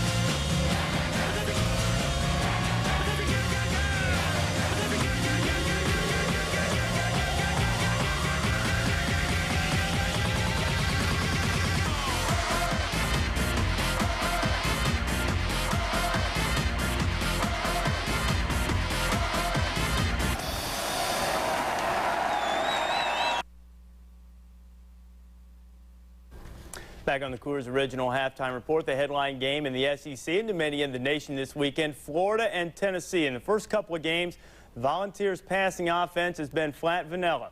The flavor comes this week. Kelly Washington making his season debut, and the loquacious one had this to say. I truly believe my role in this team is to make the big play. And I feel that my team feeds off my energy and feeds off my emotions. That's my role in the team, is create that excitement, that emotion, and to give us the big play.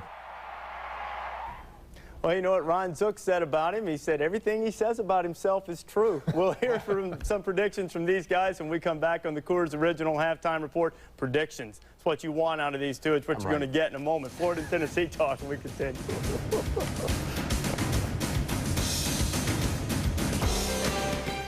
24, a complete first season now on DVD. Don't shoot! Who are you working for? No! This innovative and highly acclaimed series is available to own for the first time ever with an alternate ending you won't believe. 24, own it on DVD. On an all-new Beg, Borrow, and Deal, while Team Kobe is playing catch with an NFL quarterback. It's this far? Yeah! Team Contact is just playing catch up. There ain't no stopping us now. We're gonna get there. Beg, Borrow, and Deal, the new reality game show from ESPN, Tuesday at 8. It all starts here, grade school, the place where our children begin preparing for life. And the SEC recognizes the responsibility teachers have to affect their future. The SEC's education initiative, every elementary school and library throughout the Southeast is getting this wonderful CD-ROM. It uses athletics to reinforce math and reading skills, and it teaches things like teamwork and good sportsmanship.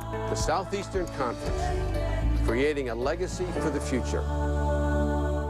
When reviewing the Lexus LS430, Automobile Magazine said, no car in this class has more inviting leather, a more comfortable ride, a superior stereo, or a more logical navigation system. Perhaps this is why, for the second year in a row, Automobile Magazine has named the LS430 the best luxury car over $40,000. To its owners, it's the best luxury sedan in the world. The LS430, at your Atlanta area Lexus dealer. This might be a good time to talk about the Michelin X1. Thanks to Michelin technology, it gives you long mileage and better wet braking than any rain tire. And that should make everyone on a wet road happy. Hi, this is Bert at Bert Brooks Tire, inviting you to Bert Brooks Tire for the best service and prices in Rome, Georgia. Back on the Coors Original Halftime Report, Auburn. Second half explosion up on Mississippi State, 21-7. Cowbells have been ringing, and so too Mississippi State band. They hope they have a little bit to celebrate in the second half. Auburn up by a couple of touchdowns. Also in the SEC, as mentioned earlier, Florida and Tennessee this weekend. And Kelly Washington, you know, the problem with Kelly is he really just never speaks his mind. Says he thinks he's the #1. Too bundled up for June. Oh. I feel so silly now. Don't. We're always here to help. Floyd Medical Center, well beyond expectations. Well, a rough start, but a great second quarter for Cadillac Williams. They kind of did a pretty good job holding him in check as far as average per carry. But then Daniel Cobb kind of found his way after a 1-for-9 start. The Tigers quarterback very sharp. And they build a 2-touchdown lead on a Bulldog team that can come back. Well, I think Mississippi State's got to run some reverses, throw the ball on 1st and 10, do some things that, and I tell you what, I would not be surprised if they don't go with that Jarius Norwood, number 12. First time he touched the ball, and they haven't seen him since. I would go with those freshman guys. It's been a story of 2 different quarters for the quarterback of Auburn, Daniel Cobb. 1 of 9 in the first quarter for 14 yards. In the second quarter, 6 of 9, 118 yards with 3 touchdown passes. Mississippi State will get first crack on offense to start the second half, and the kick out of bounds, and that'll help them set them up at the 35 after the penalty. In the past, being down 14 points, even at home, would be tough for the Bulldogs. But, you know, they have the ability to get back in there. They just have to figure out a way to stop Auburn's offense. Well, the first thing they got to do is I think they got to control the ball, at least get 3 points, because the first 6 minutes of the second half is very important. I think Mississippi State at least got to get to 10 so they can get there within 2 touchdowns. I think, down 14, you have to be careful of scrapping the playbook and strictly going back and just throwing every single time. I think you have to stick to your guns and make the adjustments and see what will work here in this second half. But they can come back. Kevin Fant can throw the football. This is Dante Walker, his first carry in a while. Out near the 40, about a 4-yard gain. We talked about the slow start for Auburn. Only 40 yards in the first quarter, but 167 in the second. Wow. And the big number, those 3 turnovers for Mississippi State. Cashed in for a couple of touchdowns by the Tigers. Difference in the game and things that have hurt Mississippi State in the past. They hurt themselves. They allow their opponent to attack them because of turnovers and silly mental mistakes.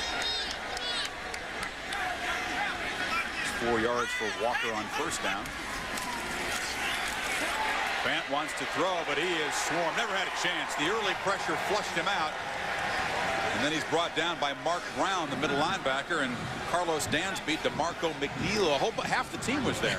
3rd sack by the Tigers. But that was a good job of disguising the blitz by Dansby. Watch him right here. He's sitting back like he's on the slot, and he's slowly trying to time it up, and he timed that up perfectly. The back tried to make the adjustment to come over, and because of him coming through, it opened up the floodgates and allowed Auburn to get to Kevin Fant. Yeah, but Dante Walker just did a swan dive. He should have hit him between the numbers, and he would have blocked them. Yeah, but he blew up the entire protection. Not many backs can block him, though, Coach. Yeah, but they should have at least get in his face. It'll roll out for Fant on 3rd down. Complete. Darius Tubbs has first down yardage at the 46. That's a big conversion, down a couple touchdowns. Smart to be able to get away from the pressure of the Auburn pass rush, who just was relentless. Well, that was a good call by Sparky Woods because he knew the pressure might be coming. He rolled him out. And anytime you give half the field, there's an advantage. Watch the way he turns his shoulders, Kirk. That was a nice fundamental throw that time. And it just happened to guess right because the defensive end on that side, Reggie Torber, went down on a stunt and took himself right out of the play. Hand it off to Griffith, the fullback, bouncing over a couple of Tigers into Auburn territory. Tavarius Robinson eventually just landed underneath the big fullback. Griffith, the guy that is a blocker, is a good pass receiver, occasionally will run the ball, but a guy that they believe here has NFL potential. The program had sent a couple of fullbacks to the pros. Picked up about 4.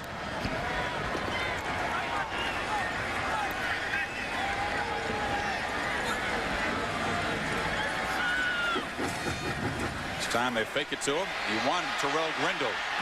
Fires it incomplete. Waited for Donald Lee, the tight end, to try to come open, and well covered. The crowd here wanted a flag. That's pretty good coverage by Rosegreen, the safety. Used to be a cornerback, knows how to cover receivers one-on-one, let alone the tight ends.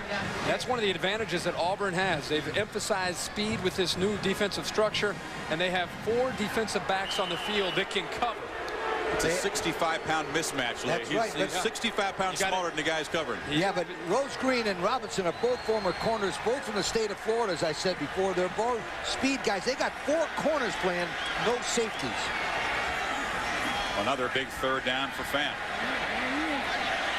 That's a beautiful throw to catch first down.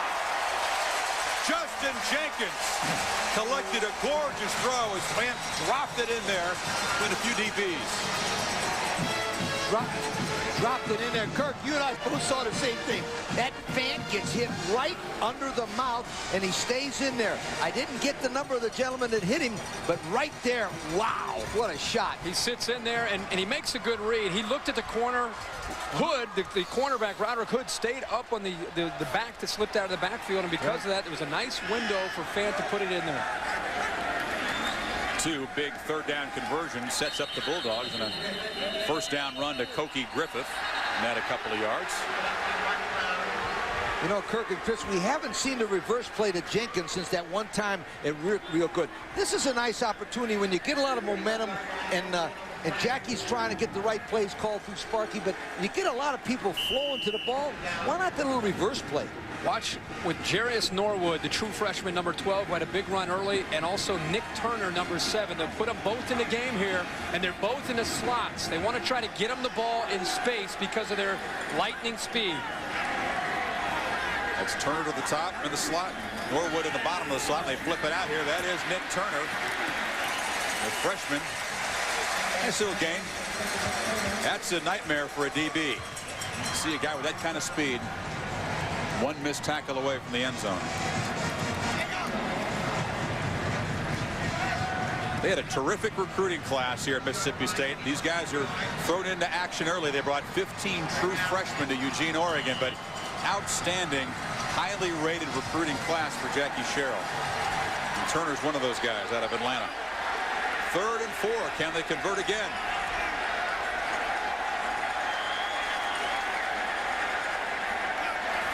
Ray Bivens, the receiver, in at quarterback. The direct snap to him, he's short. That's part of the package they have. He's a high school quarterback. They'll use him in that way, but it didn't quite work, and it'll set up a 4th and short. You almost feel like with the plays that they've called, they're setting, it's 4 plays to get this first down. Absolutely. I would not kick the field goal. I would definitely go for it here. I'd get in that I formation, and I'd either give it to Dante, walk over the right guard, or be alert, my friends. One of the best plays that Sparky Woods has is to fake it to the inside and then bootleg it with the quarterback to the outside. I love that call, but it would take a lot of guts right here. This is where to do it. Come on, Sparky, call it. Fake it, then bootleg. Oh, and has plenty of room. First down and more to the 12. That'll get a high five in the booth. Yeah. Oh, wait. There is a flag down now. And there's a scuffle on the near sideline.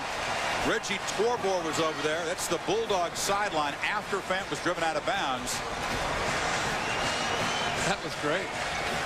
Officials are talking about this. This was an absolutely perfect play that Sparky told me if he got a clutch situation, he would go this. They fake the ball off the I formation, and then the quarterback bootlegs it to the right all by himself. Good ball. Unsportsmanlike conduct on the offense. This is going to drive him crazy. After he got first down yardage, Kevin Fant kind of spiked the football, and that's going to back him up 15. Now here's the play we talked about. He makes a nice play right here with the fake. Watch it, and everybody jumps on it. And that old Fant comes around the right side. Now let's follow and see what happens.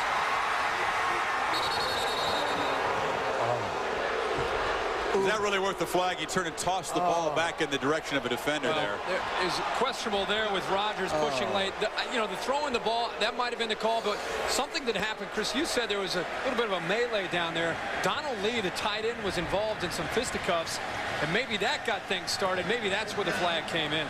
So they get the first down, but then are backed up to the 26-yard line.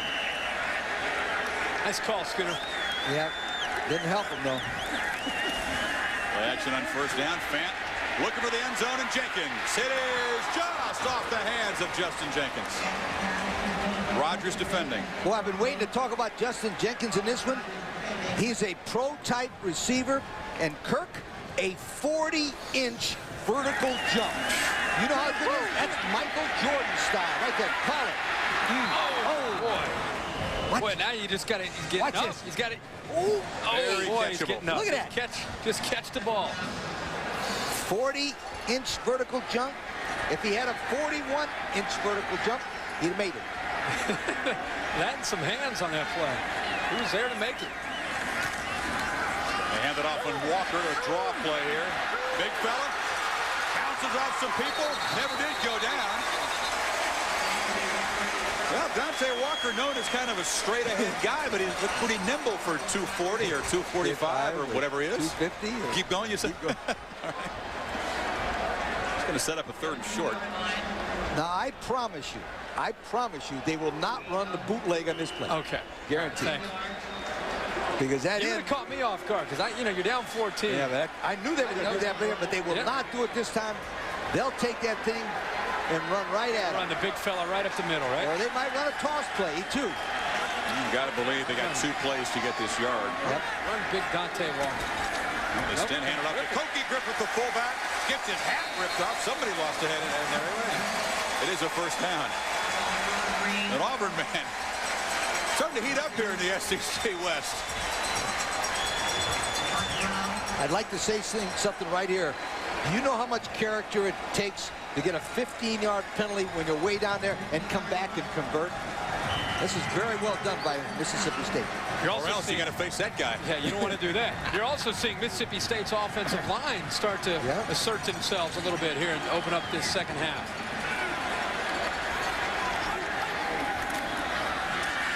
Again, handoff inside. Justin Griffith. Inside the 5. O-line blowing holes, and they're running hard now, the Bulldogs. Running hard and being an athlete. Justin Griffith, the big fullback, watched the cut right there. We talked about Carnell Williams and his ability to make the cut. Travaris Robinson had an open shot right at the line of scrimmage, and Griffith didn't go over him. He shook him and went around him. And there's Spencer Johnson, one of the defensive tackles for the Tigers, being helped off. Justin Griffith might be pound for pound the most talented running back on Mississippi State's roster right now, with the freshman still young. Griffith and Walker behind Fan on second and very short. Once again, they hammer it inside with Griffith. That'll set up a 1st and goal. And the interesting thing to me is, you know, I've been an advocate of this my whole life, of running a lead blocker down here. Well, they're doing it without a lead blocker. That means that Allen, Stewart, and Jones, the right side of that offensive line, have got to be coming off very, very well. And Justin Griffith right now is running like a man possessed. Yeah. He wants the football. Boy, he's running hard. Play number 16 of this drive to open the 3rd quarter for the Bulldogs. Here's the big boy. Walker. Touchdown, Mississippi State. And a flag is down. They signal the touchdown for Walker. Jackie wants to check the flag. Thrown in the end zone. Illegal participation on the defense. 12 players on the field. Penalty hit the flag. Touchdown. Exactly what the home folks needed. A 6.5-minute drive to start the second half and cut this to a 1-touchdown deficit. Dante Walker's 2nd touchdown of the night.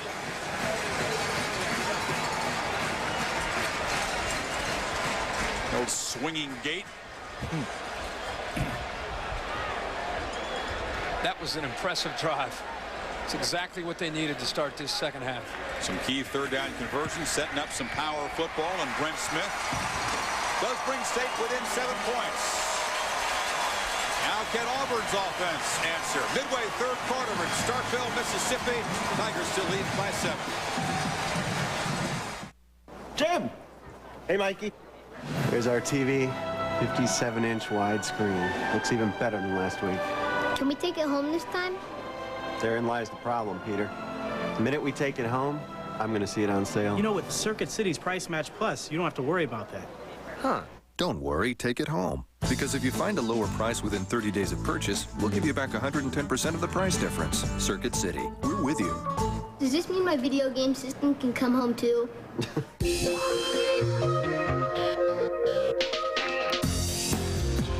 Precision.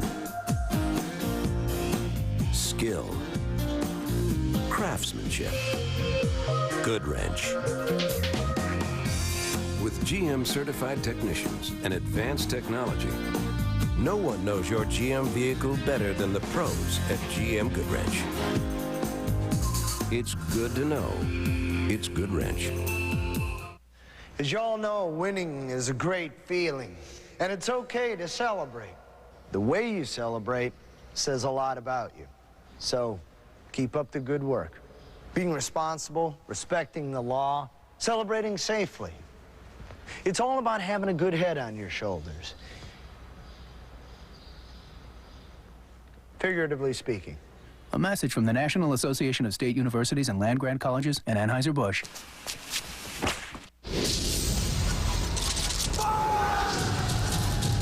Surrounded by the enemy. Don't!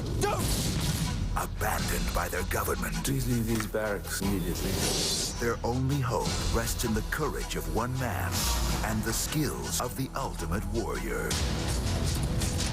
Tomorrow, The mission isn't over until everyone comes home. The Four Feathers, rated PG-13, starts tomorrow. And Starkville, Mississippi, the song "Who Let the Dogs Out" has never gone out of style. They still like it here. I think they're the founding fathers of it, actually. Here. So it'll be coming in. It's a short kickoff, and Roderick Hood will have a chance for the Tigers. Hood just across the 20. And that dog-pound kid coverage team wraps it up. Good night to Jerry Punch. Guys, last night in the Mississippi State Team Hotel, Jackie Sherrill, before the players went to bed, got them all in a room and talked to them about some special things to think about last night as they were sleeping. He gave them this speech. He said, I have a dream. You got to focus on your dream. Have a dream. Think about what we have to do tomorrow and make that dream a reality. Page 2 talks about having courage. You got to have the courage and commitment to chase that dream. He followed up on this speech at halftime, said, we have the courage to come out and drive down and score in the opening possession of the second half. On first down, Cobb fakes it to Williams and then completes it to Cooper Wallace. Young freshman tight end who has first down yardage. 14 yards to the 36. On this last drive, Kevin Fant did a nice job, but so did Sparky Woods. Now, this was a very good call on short yardage. Then they had a penalty. But then what happens is they start using Dante Walker. This is the first time he looked like the old Dante Walker right here. Then they use the I formation, and Walker goes in. Walker played well in that drive. Yep, the offensive line helped them all out. And now the defense needs to figure out a way to slow the Tigers down on first down. Williams stopped by Tommy Kelly, who is playing inspired football. We had a little fun with Tommy because he does have so much upside and so much talent and a lot to live up to, but he is playing tonight. Tommy Kelly gives you effort. He's close to being unstoppable for an offensive line to try to block him. He is a big, strong, athletic defensive lineman. We touched on it in the first half. He just has a tendency to take plays off. Tonight he's playing pretty hard. On second and 11, Williams cuts it back through the hole. Nice little gain, and you have to hold your breath before Mawini brings him down because, again, he's always just one missed tackle away from real trouble for Mississippi State. One of the reasons Tommy Kelly is giving great effort because you know when Carnell Williams is running, he's going to cut back. I mean, he is always using his eyes. We talk about him being a power runner and an elusive runner. I think his vision might be his best attribute as a running back. He's the lone setback on 3rd and 3.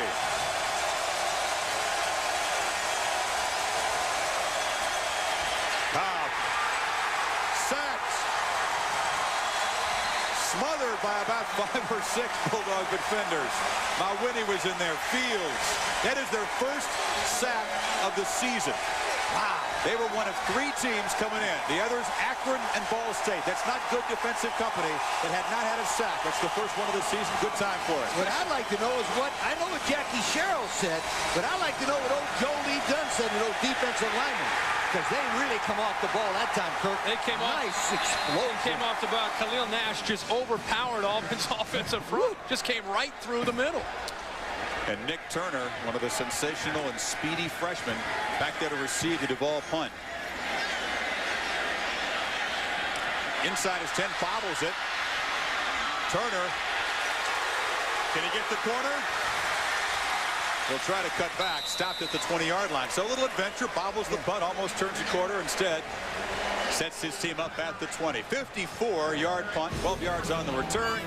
Bulldogs get it back, down by 7 when you come back.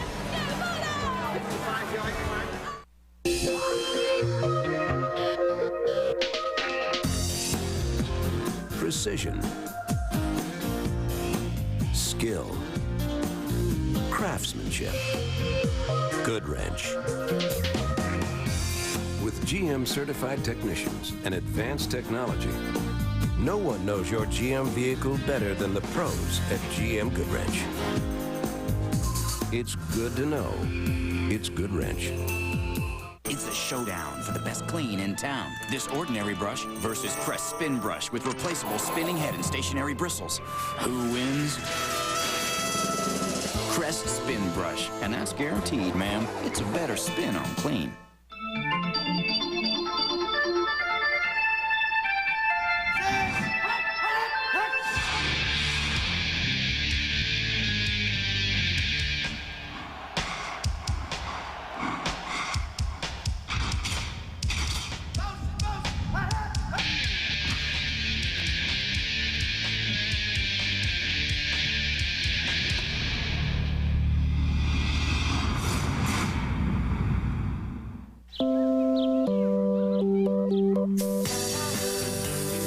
there's a better way to soothe your skin after shaving. Nivea for Men Aftershave Balm has advanced moisturizers and vitamins to soothe and improve your skin.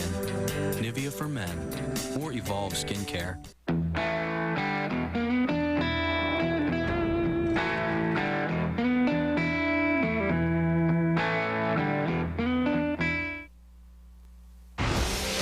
ESPN College Football Thursday night, presented by Circuit City. Brought to you by GM Goodwrench Service Plus, your automotive experts. Bulldog offense takes the field full of energy, and the Auburn defense, fresh off a 16-play drive against him for a touchdown, back out there in short order.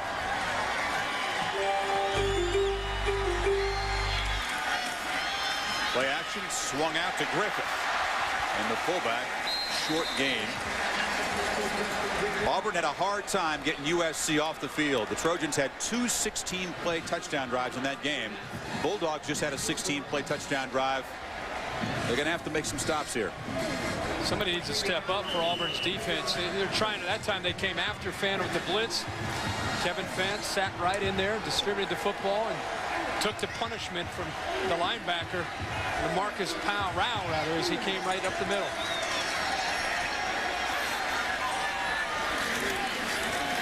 They try Griffith again, hammering ahead. Lowers the pads. It'll set up about a 3rd and long 3. Let's get out of Jerry for an injury update on the Auburn sideline. And defensive tackle Spencer Johnson, guys, very high, what they call an interosseous ankle sprain, and those are not good. Typically, you can't come back for a week, week and a half, 2 weeks. I doubt he'll be seeing back tonight. High ankle sprain right side for Spencer Johnson, the junior defensive tackle. Okay, interosseous. That doesn't sound good. On 3rd down, they want to get into Griffith. They have to wait and sling it out to him, and the timing on the play was disrupted, and he's not going to get the first down. It was Dante Walker on the reception. So Auburn, a big 3-and-out stop after the touchdown drive against them. It's a big stop there by Auburn, and also with the play calling there, you didn't quite feel the same tempo. You didn't quite feel that same attacking style that they had in that last drive. Roderick Hood back to receive the Cook punt. High snap.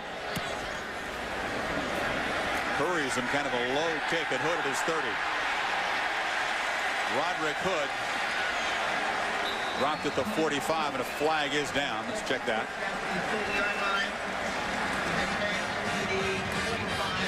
15-yard return. Now we'll check the marker. It's about where he caught the ball.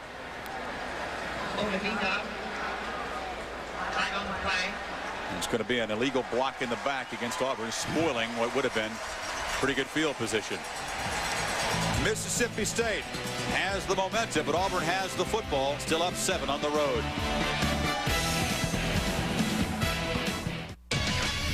This is Rich Eisen. Tonight on SportsCenter, the A's and Angels break their tie. Big Unit goes for the big 2-3. Soriano eyes 40-40. Vic sets the record straight, and new clubs, same old story for Tiger. SportsCenter tonight after the game.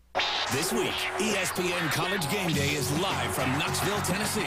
To find out if the 4th-ranked Vols can stay undefeated as they face hated rival Florida. College Game Day, live from Knoxville, 10:30 Saturday on ESPN. Freedom should be accessible to everyone. That's why for a limited time, we're giving you 0% financing for up to 60 months on every 2002 Jeep vehicle. That's 100% of our entire 2002 lineup. And to make 0% financing even better, it's backed by our 7-year or 70,000-mile powertrain limited warranty. But hurry, because while freedom will go on, 0% financing won't. Check one out today. You tired of paying on your car title month after month with no end in sight? TitleMax will pay off your trapped car title. TitleMax will set you up with an easy voluntary payback guide. So next time you need cash, bring your car title to TitleMax. I got my title back with TitleMax.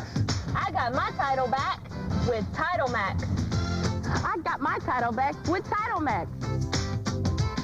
Get your title back with TitleMax. Auburn trying to protect the lead as we salute the sailors and Marines doing their part in support of Operation Enduring Freedom down at Guantanamo Bay, Cuba. If you folks are enjoying the game on the American Forces Network, we appreciate the work you're doing. Cuba is where Auburn once played in a bowl game a long, long time ago called the Bacardi Bowl.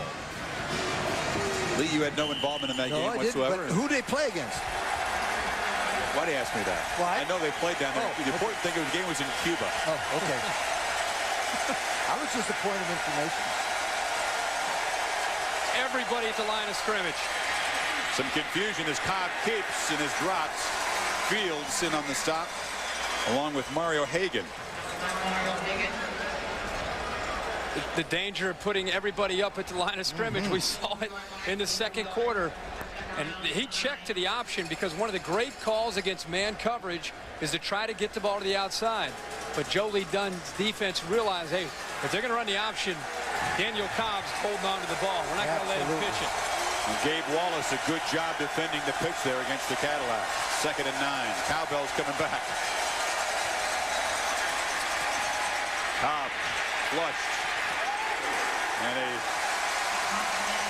very short loss as he scrambles out of there. Once again, Ronald Fields starting to impose himself up front. An injury there possibly to Cobb. He may come out here. Holding the left elbow. And now he goes down. It's the wrist to the elbow. And right away, Jason Campbell will have to get loose. It would certainly be disappointing for this 24-year-old, granted his 6th year.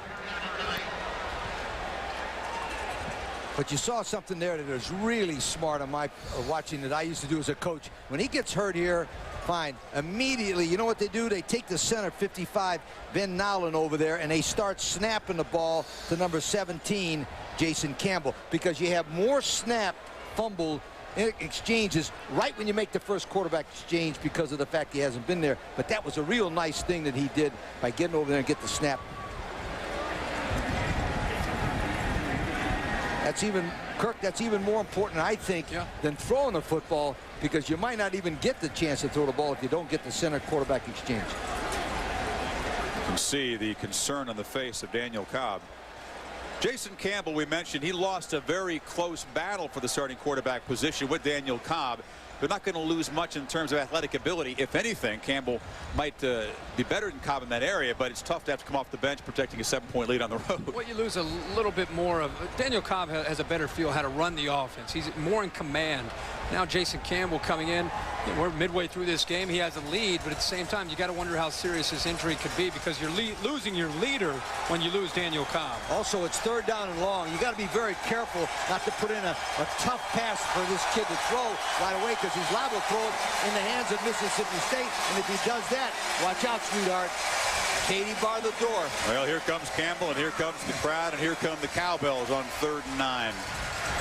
Be very, very careful on your play selection on what kind of pass you throw the first time your quarterback's in there. Campbell is from the state of Mississippi. And he's played in all 3 ball games this year in relief, but nothing compared to this. They run the option and pitch it to Cadillac Williams, and that is nothing doing over there. They go to the boundary, and there was nothing but maroon-clad defenders to shut it down.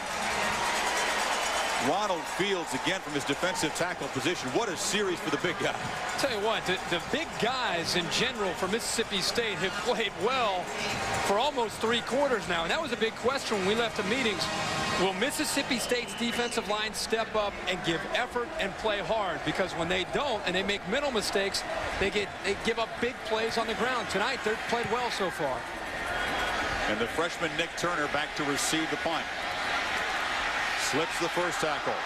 Turner has the corner. Nick Turner to midfield and out of bounds. And a flag comes in late. A flag comes in at the 35-yard line of Mississippi State to probably spoil a really nice punt return for the freshman.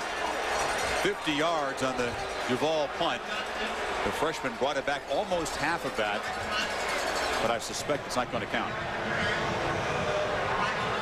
It is an illegal block. Would have had the ball at the 50-yard line, down 7 in great position. Instead, it'll be poor field position. But a glimpse of the future for the Bulldogs and the great return of Turner.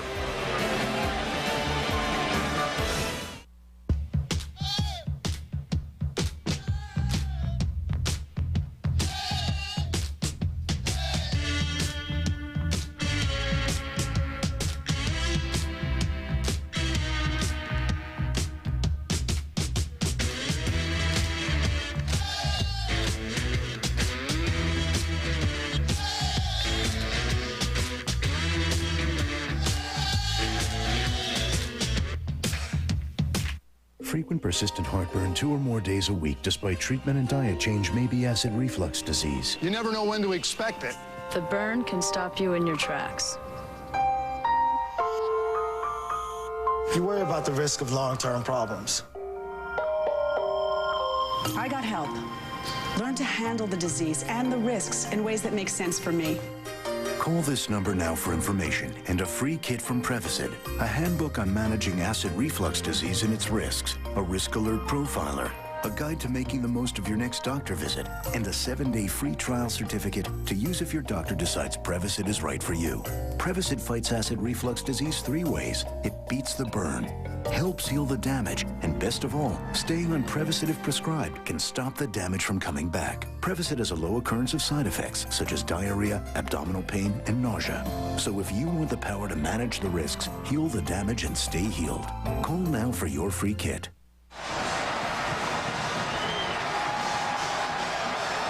Well, a second special teams mistake by Mississippi State tonight has set them back to their 24-yard line. That'll cost them 26 yards, that illegal block in the back penalty.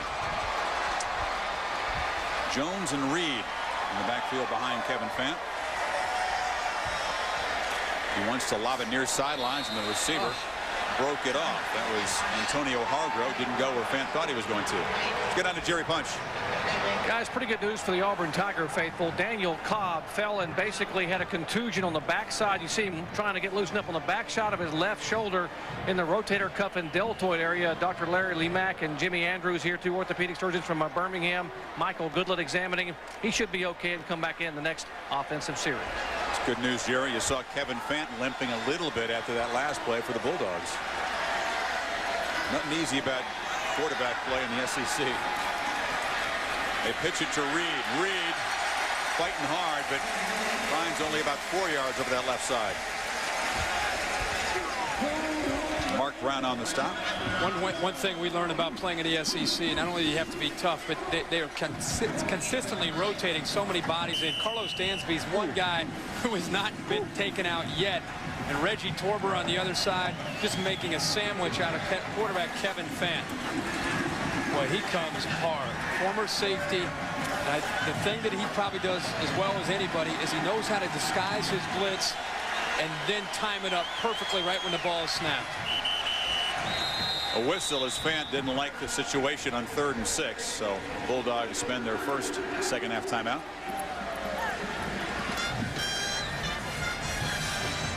College football on Saturday starts in the Big House right after game day. Michigan against Utah. Ohio State probably won't see Maurice Clarett, as Reese and the gang told you at halftime, against the Bearcats at 3:30 Eastern. And then Ken Dorsey, he had 4 picks against Boston College in that near escape. He is determined, very much so, for Saturday's return meeting in the Orange Bowl. They should have at least 45,000 on hand down there, don't you think? I don't know. I don't know. It'll be about a 45 touchdown favorite. So let's save it for the visit from the Knowles. This is that play last year. They converted a long 3rd down play, and Matt Walters takes the ball away, and then taking the ball away from him is Ed Reed. And the All-American safety, he's got the loaf of bread in his hands. He's weaving past tacklers, and he's going to spike it when he gets to the end zone to clinch. Hard-fought win. Let's watch the flags come in. 1, 2, 3. He'll take them. Saved their season.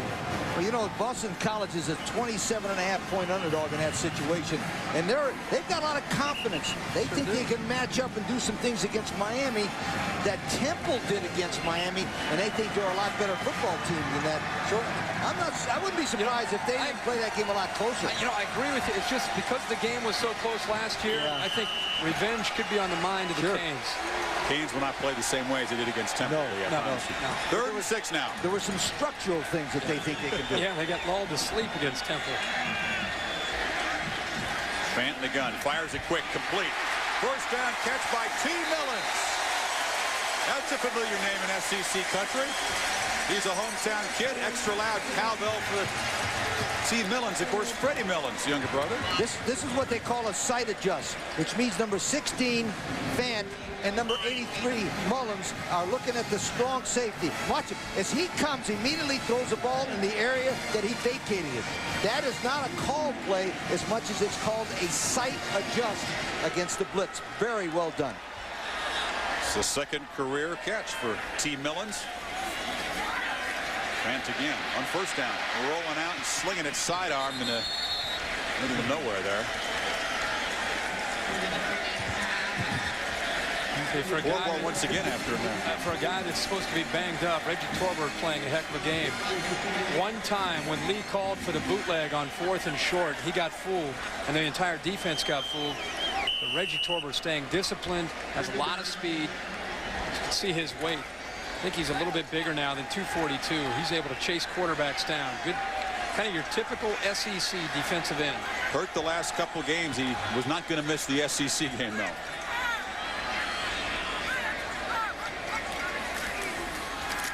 Hand it off inside to Reed on 2nd down. It's going to set up a big 3rd and 10 play as the clock winds inside a minute now in the 3rd quarter.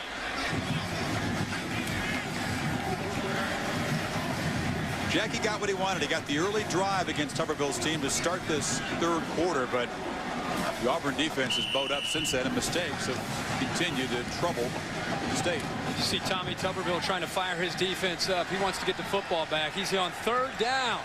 3rd down, guys. 3rd and 11. Make a play.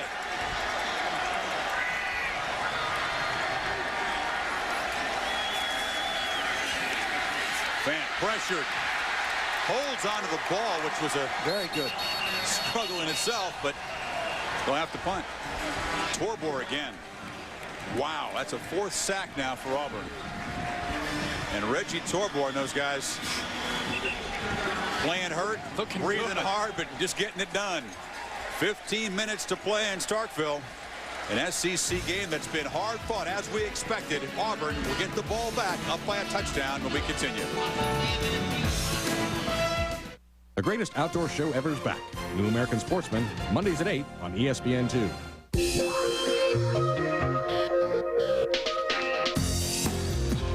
Precision, skill, craftsmanship, Goodwrench.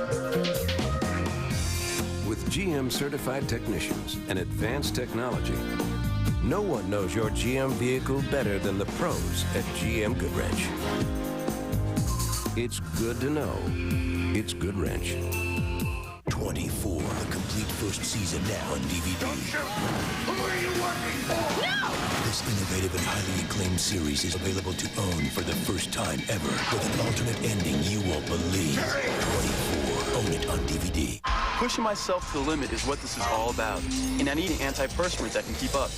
Now there's new high-endurance clear gel. Try it. If you don't like it, Old Spice will buy you a stick of something else. A clear gel that strong? I'm there. New Old Spice high-endurance clear gel.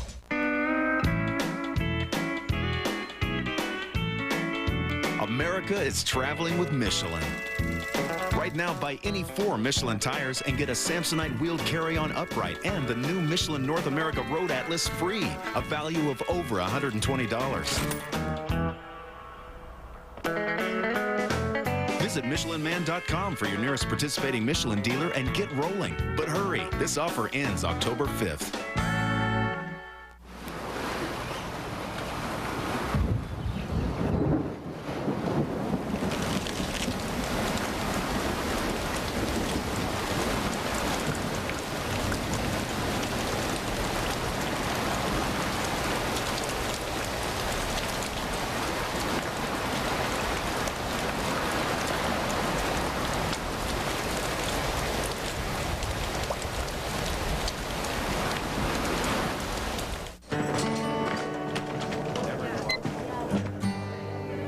Hi, Joe. Hi, FedEx guy.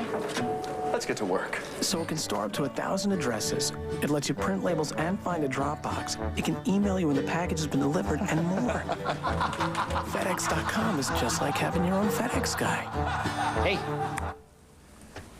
Yeah? Kind of freaked me out, man.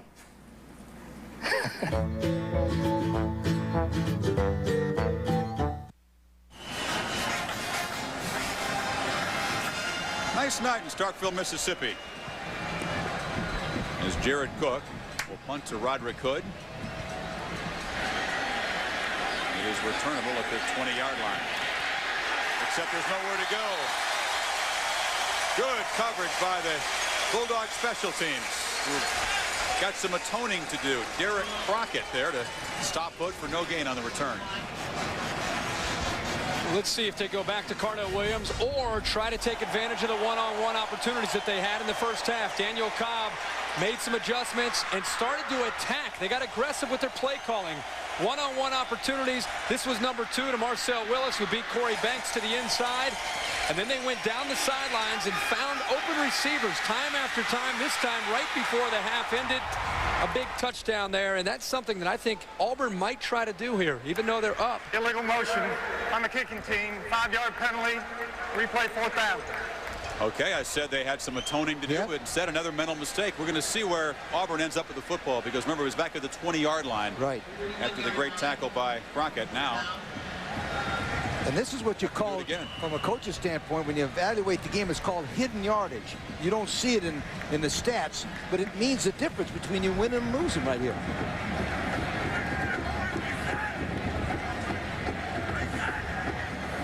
Jared Cook elects the high snap. They weren't rushing. It's a low kick.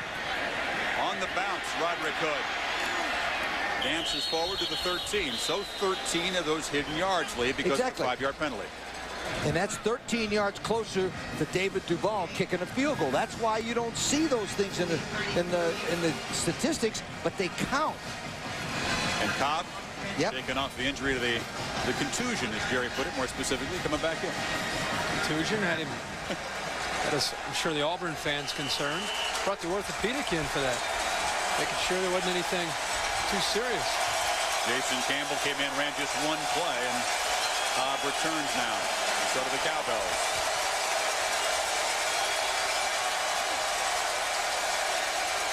In motion, they hand it off to Williams, who turns the corner and plows ahead for about 7. A wrinkle there. Get the Cadillac rolling before you give him the ball. Well, they say they want to try to give him 30 touches. And there are different ways to make sure he gets his touches. The traditional handoff, you use him on a reverse, throw the ball to him out of the backfield. They feel like that the more the game goes on, the better a back he becomes. I still think they have one-on-one opportunities, and I think you're going to see them before this game is over try to go back to him.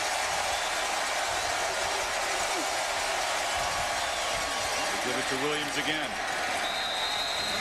It's going to set up a 3rd and short. Williams has had his touches, but really you have to applaud the Bulldog defense. They have contained the big play, which is Cadillac's MO. The long touchdown run has not done that tonight. Will the Bengals have a nice long touchdown run, Kirk? They take on the Falcons on ESPN Sunday Night NFL Football, 8:30. How about just a 10-yard run? You're not going to be picky. Just get a first down. Yeah, just a couple first downs. 3rd and 3. Cobb still has the football. Flips it out, and a wide open Robert Johnson has a catch and a whole lot of yards. Brilliant fake by Cobb and a long gain. Brilliant call, too. Wow. They snuck out Robert Johnson, that 6'6" tight end who really runs well and fooled Joe Lee's crew. Well, we said in the open that you're going to see over here they have a combination of tight ends and the H-back, and just using Robert Johnson on a block, and the defense gets completely fooled. The linebackers responsible for him didn't pick him up. Gabe Wallace, the safety, the dog safety, came up trying to make a tackle on 3rd and short, and there's nobody back there on Johnson. You knew it was going to happen, and they just hit him. Daniel Cobb looked deep. Johnson was his 2nd receiver. 29-yard gain to the tight end. And they hand it off to Williams. Williams finds about 5 tough yards. Spivey there on the stop. That's a little bit of a deflator. The Bulldogs had him on 3rd and short, and the great call and the great fake ball handling. Kirk, I think such an underrated thing for quarterbacks. And you could see when he went back, Lee, you touched on him looking downfield for the deep receiver, right? I think he was worried about the positioning of the ball. Then he looked downfield to use his eyes to sell that deep receiver to make it look like Robert Johnson wasn't even in the play. Williams, the handoff again, just tripped up as he went through the hole. He had his eyes up, but instead tripped for a short gain. Richard Ball on the stop. As Daniel Cobb fakes this one, he puts the ball behind his back so they can hide it right there. See? But he's looking to the left deep for a crossing man. But you might be right. It might be just to dump that ball off to him. But it was certainly a beautiful eye and hand fake. Great execution. Looked a little bit like Chris Wanke. Yep. Another 3rd down and 4. Near side caught. Nice circus catch by Willis for the 1st down. Well, Willis is the veteran of the group, and he's made some couple big catches tonight. One for the touchdown here to keep the drive alive. And that's what they say is his strength. He's just a reliable, dependable receiver. He's not flashy. He doesn't have breakaway speed. He just always seems to make the big catch for him. And they're hauling in that high throw for a 1st down. Play calling wise, they want to use the clock because the clock is their partner right now, but they also want to kick a field goal to make it 24-14. Hand it off inside. That's the fullback, Ronnie Brown. Actually using their backup tailback at the fullback position. Give a little extra speed in the backfield. I think they want to get a touchdown lead, but they'll take a field goal. Yes, but my point is, if you're going to make a call right here, make sure you make a call to get the 1st down. Don't get greedy for the touchdown, and make sure you make a play that you don't turn the ball over, because 24-14 will be hard for Mississippi State to catch him in the 4th quarter. 2-possession game. Yep. Getting into the 4th quarter. Right there, Jesus. Well, after a good defensive play on 1st down, held the Tigers to a 2-yard gain. Here comes the flag. Yep. Dead ball. Offside on the defense. 5-yard penalty. 32nd down. And that is not a monster error in terms of yardage, only 5 yards, but really with the down and distance situation, coach, to give him 5 cheap ones when you had him 2nd and 8. Not only that, the quarterback used the snap count as a weapon, and that's why he had the offense was set, but the defense was forward. Nice snap count by Daniel Cobb. Brown and Williams behind Cobb now on 2nd and 3, and it's Cadillac trying for the corner. Cadillac, touchdown Auburn.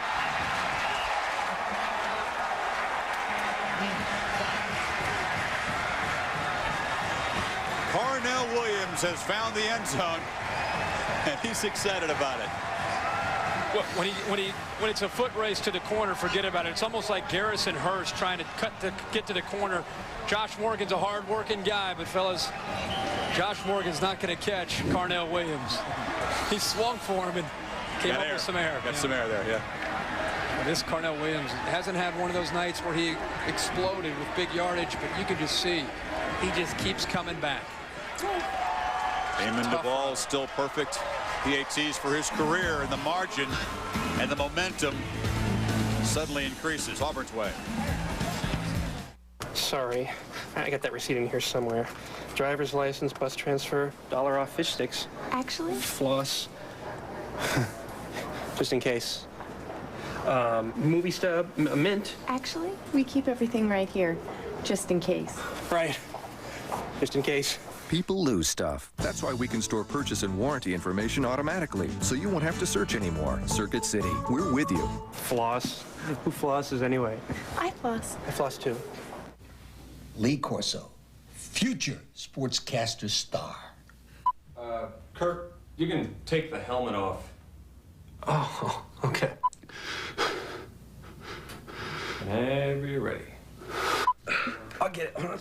Mind if I stand? Yo. Testing. 1, 2, 3.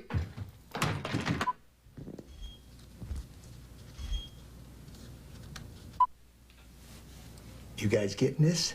or what?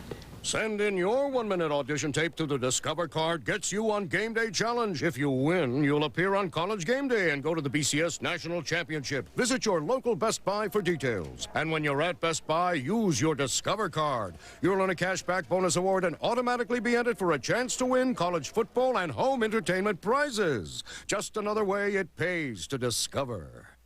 In a world where 2 was special and 3 was unheard of, one man dared to say, 4? You gotta be insane! 4 unique tastes push the Cheese Extreme Quesadilla into the 4th dimension of flavor.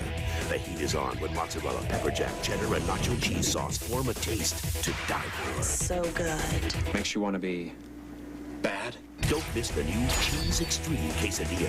For 4D flavor, think outside the bun. Well, the place has quieted down a bit. Very impressive drive by Auburn to reestablish the 2-touchdown margin with Cadillac Williams, his 6th touchdown of the season, and his first under 20 yards.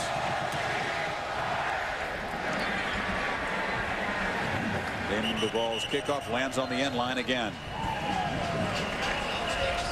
Let's take a look at Lorenzo Diamond, number 49. Right there's the tight end. Watch his block down in here. His block down and the guard pulls.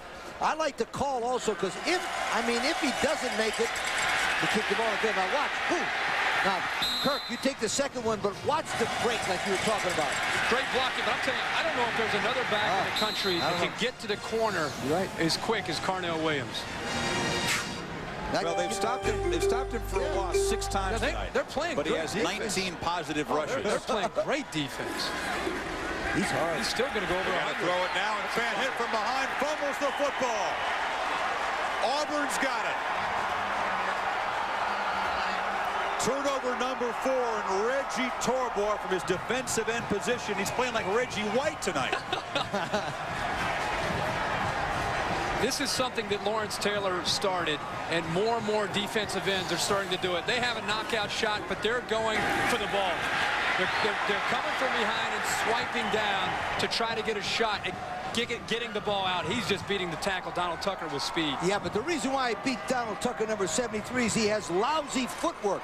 What you're supposed to do is take a big step back. If you watch that play again, Tucker takes little choppy steps, and the guy was around. That was Tucker's fault, 100%. Move your feet in general. Yeah, but I'll show you. Yeah. He moved his feet, but they would go beep, beep, beep, beep, beep. Williams tries to really stick a dagger in the Bulldogs. A nice first down gain. That's the 5th sack and the 4th turnover forced by this Auburn defense, although really one of the turnovers wasn't forced. It was a mistake on the special teams. Keep your eye on this guy and watch his feet. Chris, watch his feet. He goes, see that? Yeah. He's got to take a big step back and force that guy to the outside. Take a big step, and then he's going to go underneath. Sweetheart, let him force him. The guy doesn't want to go inside. He wants to go outside. Yeah, but just when you think he's going outside, he's going to cut underneath you. He's made 12 plays outside and nothing inside. He can't, listen, no matter what he does to the outside, he can't stop it. He's just too fast. Fundamental football, that's lousy football. I got you, old school, but you need a back. If you're going to do anything to stop him, you need a back to help. Pretty tough to ask Donald Tucker to block him one-on-one. It hasn't worked all night, though. Nope. You know why? Donald Tucker's not taking the right footsteps. I'm telling you. So forget the talent against the talent. It's all about the technique. Because the tackle knows the snap. He should be able to take that step before. Exactly. And good tackles do that. Okay. Meanwhile, fellas, the Bulldog defense better think about a stop here because they're about 5 yards away. Talent does have something to do with it. Cadillac takes a handoff and scores.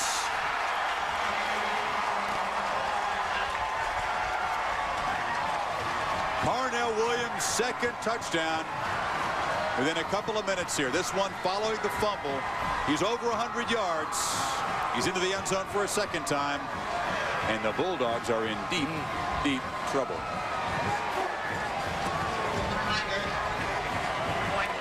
Tough to blame that one on Joe Lee Dunn's defense. They played well in a tough spot. Yep, they played well.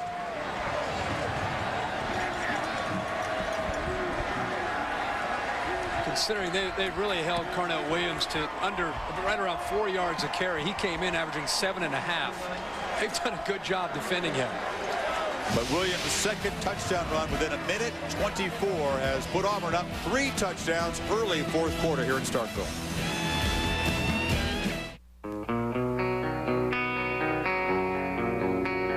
Out here, your boss doesn't own you. Your bank doesn't own you. You'll find yourself. Out here, nobody owns you. Follow your heart. But you. And nothing else. Head for the mountains of Bush.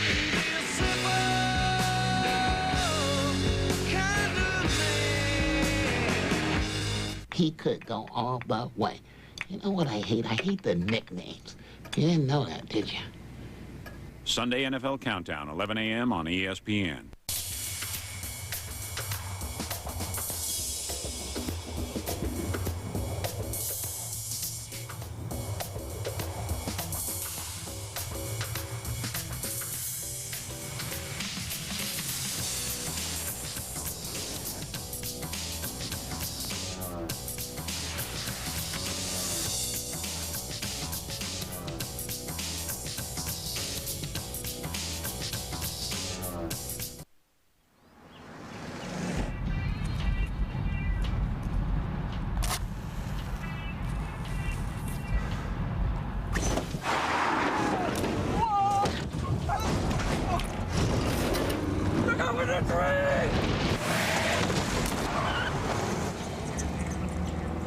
What are you doing? You're endangering my life. Just returning the favor. Unite Georgia. We can all live without secondhand smoke. ESPN College Football Thursday night. Presented by Circuit City. We know how you feel. That's why we're here. Circuit City. We're with you. And in part by smooth Busch beer and easy drinking Busch Light. For a guy weakened by the flu all week, Darnell Williams running pretty strong tonight. His second touchdown has put the Bulldogs in a deep hole. The ball deep into the end zone.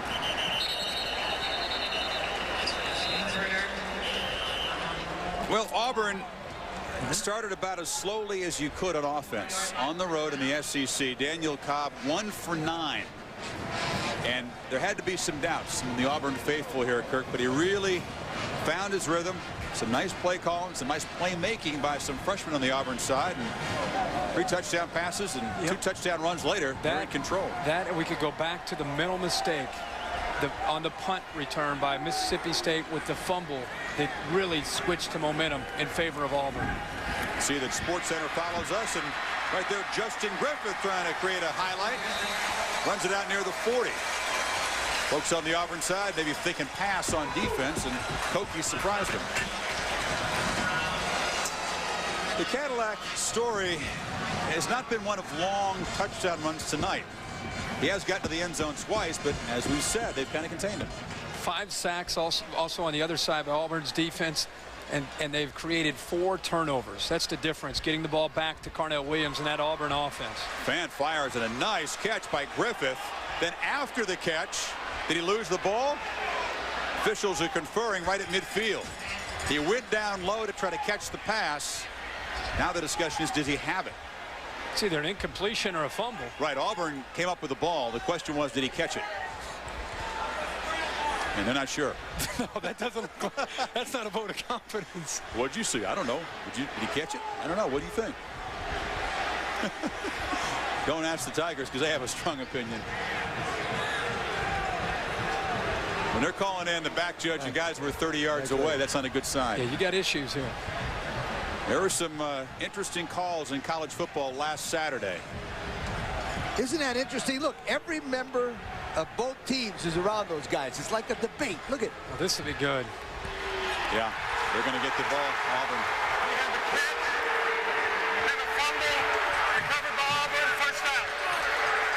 Well, that's turnover number 5, and Jackie Sherrill is pleading his case, but he will not win this appeal. What do you think?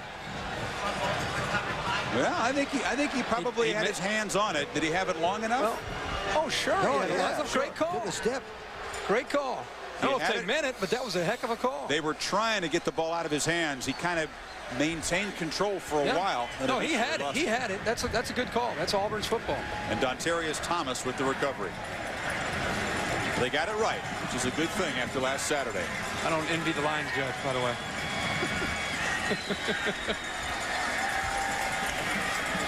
Well, they take out the Cadillac and spell him with Ronnie Brown, who carries over the left side. They'll just try to do some old-fashioned Auburn football and run this thing out. Hard to survive 5 turnovers in the SEC.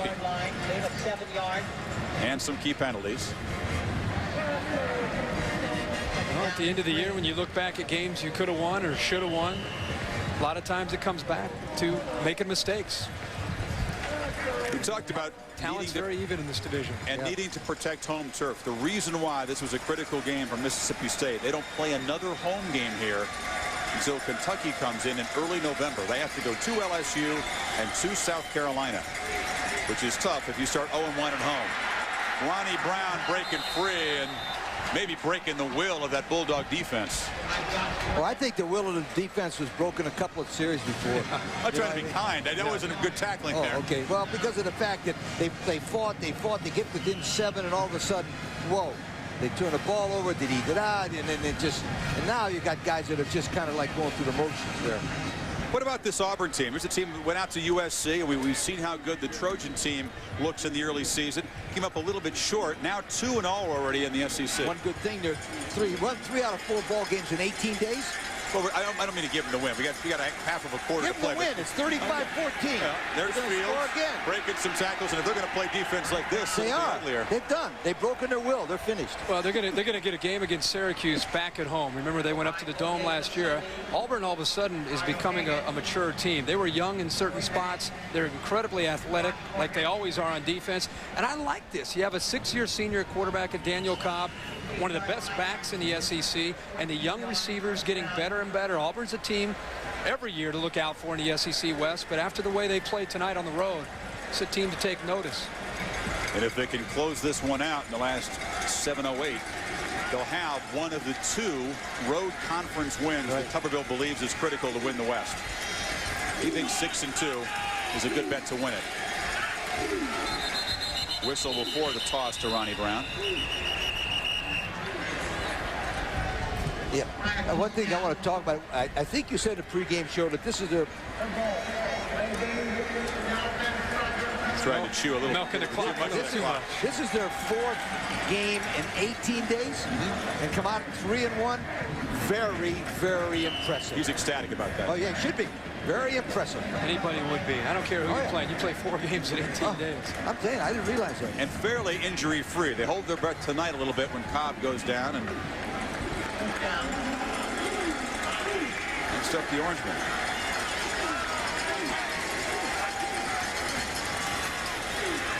This is Brown again. Inside the 20.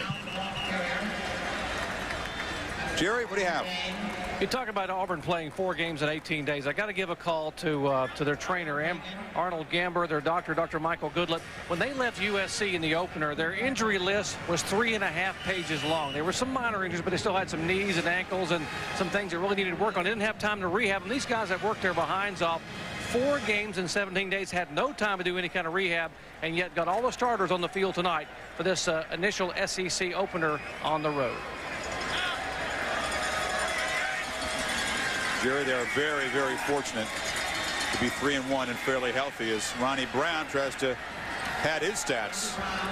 He's wrestled down at the 15. You don't get a lot of touches when Cadillac's in the backfield. And one thing very impressive, the one game they got beat was by a really good undefeated Southern California football team who ranks #1 in the nation right now in total defense. So that's not bad. And when you lose 1 game to those guys at their park to open up the season, not bad. On a late touchdown, the game was tied and it went back and forth. Well, it was a good game. We're going to find out USC this weekend against Kansas State. We're going to find out. Well, we're just going to find out a lot about both teams. Kansas State's your team. Southern Cal's my team. We'll see what happens. It was 10-6 last year. Could be another defensive struggle. On 3rd down, they give it to Brown one more time, and he drives forward to the 10. That's couple yards shy of the first down. And if everybody tune in now, we'll watch College Game Day on Saturday from Tennessee versus Florida. 10:30 Eastern? 10:30 Eastern. I will tell you about 11 o'clock why I think Southern Cal will beat your Kansas State team. Okay. You've given away the pick already. That's right. About time. Tipping early today. I'm picking early. Southern Cal. Big one. Defense. Join us on Saturday morning. Abandoned by their government. Leave these barracks immediately. Their only hope rests in the courage of one man and the skills of the ultimate warrior. This fall, the mission isn't over until everyone comes home. The Four Feathers. Rated PG-13 starts tomorrow. Now there's a better way to soothe your skin after shaving. Nivea for Men Aftershave Balm has advanced moisturizers and vitamins to soothe and improve your skin. Nivea for Men, or Evolve Skincare. Right. Tomorrow sounds perfect. I'll talk to you then. I have an important meeting I'm taking off to.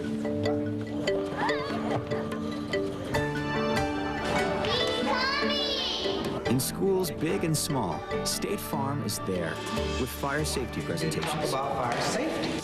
Tell me what this again. Being there to help keep kids safe. That's what being a good neighbor is all about. Like a good neighbor, State Farm is there. The trouble with raising teenage girls... Keep Bridget off the phone. I'm a man, not a miracle worker. ...is teenage boys. Daddy, don't you knock? 8 simple rules for dating my teenage daughter. The fun starts Tuesday at 8/7 Central on ABC. This is Rich Eisen. Tonight on SportsCenter, the A's and Angels break their tie. Big Unit goes for the big 2-3. Soriano eyes 40-40. Vic sets the record straight, and new clubs, same old story for Tiger. SportsCenter tonight after the game. Well, here in Starkville, things look good for a while, and then, well, time for tears, even if they're mock tears. Those guys haven't given up. Guys are ready. They're still down there. Duvall, straight ahead field goal shot. This will be a 27-yarder. And it's a fake. And the kicker does not have the speed to get to the corner. Whoa. There, and a flag is down. We got tipped off, by the way, from the Auburn coaches who are next door. We can't say fake. Sweetheart, actually, sweetheart, that is rubbing it in. Well, it's not a love affair. It's not a love affair, Lee, between these coaching staffs. Let me start the engine. Let me tell you something. Look at that guy right there. That is not fair. That's not fun. Defense was offside. 5-yard penalty results in a first down. Oh, look at him smiling. Well, let me show you why that's not a surprise and why the Auburn coaches are giggling next door, because Jackie Sherrill went to Alabama, doesn't like Auburn. Tommy Tuberville coached at Ole Miss, doesn't like Mississippi State. Joe Lee Dutton. I mean, there's a lot of bloodlines tangled up between the coaching staffs down here. What do you have? No love affair, Lee. Well, let me tell you something. That I'm telling you, that will come back and someday haunt you, because I've had that situation where a guy's done that to me. And you get him the next year. You never kick next a year it's at sleeping Auburn. dog. Never kick a sleeping dog. Never. But Mississippi State flagged in the play, and it's first and goal for Auburn. They're going to go in and get it. That was Chris Butler. Ooh. It's more of a. It's more distasteful to a coach to have a guy fake a field goal than it is to get the 3 points. So what you're saying is, do we keep the camera on the handshake? Yes, I would think so. Especially if you know, Jackie Sherrill's a proud guy, and he's getting wrapped there by Tommy Tuberville at home. That's an unhappy man right there. Been there and have seen it. Not good. What's going through his mind? This is Chris Butler driving to the end zone, comes up short. Back to the drawing board? Nah, he doesn't.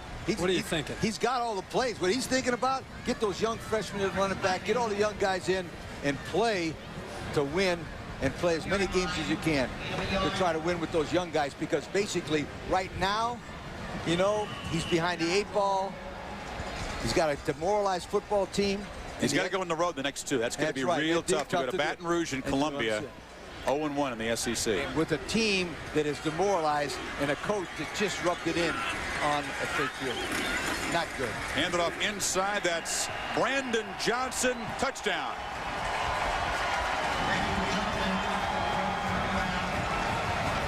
Yep. And the story gets uglier for Coach Sherrill's side. And the laughter continues on the Auburn side. It's called a smirk, not laughter. And that's even worse than laughter. Now chuckle. No, I think it's a smirk. It's a smirk. That's a smirk. I think it's a smirk. Hey, thank you. I'm with you. Hey, whatever it is, it's the most points they've scored in Starkville in about 6 years. One word. Giddy. That's giddy. He's giddy. Yeah. The last 3 Auburn possessions, touchdown, touchdown, touchdown. And the margin is 4 touchdowns for Tommy's team. That's giddy. Push the button. Push the button. Push the button. Push the button. I know this shit. You could do it. No, I can't do it. I can't do it. Come on, what are you afraid of? I'm scared of commitment. Oh. It's not a commitment. It's 10-10-2-20. Yeah, but don't I have to sign up first? That's the beauty of 10-10-2-20. You don't have to sign up. Oh, so I just dial it, then 1, then the number. Then it's 99 cents for all calls up to 20 minutes. So I just dial it. You just dial it. Right now. Right now. Little privacy, please. Oh, man. Check, please. Dial 10-10-2-20. Yo, Busta Rhymes, I'm a huge fan. I'm on a date with this honey, Erica. Right. Man, you could hook me up if you came by the table and said hi. See what I could do, man. Yo, for real? Yeah. Yeah, man. Hey, yo, dog, what's going on? Busta, can't you see I'm busy? Keeps calling me. I'm gonna rap on my record. You got disrespected. I don't think I got dissed at all. Why you say that? Did y'all meet Erica yet? From last night? Life is best told over a great tasting Miller Lite at a place called Miller Time.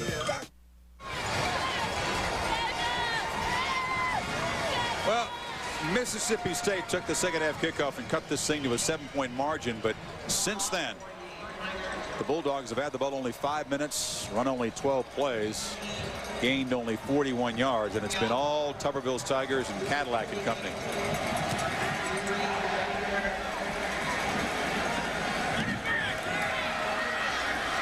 This is Nick Turner, the freshman from Mississippi State, sliding out over the 30.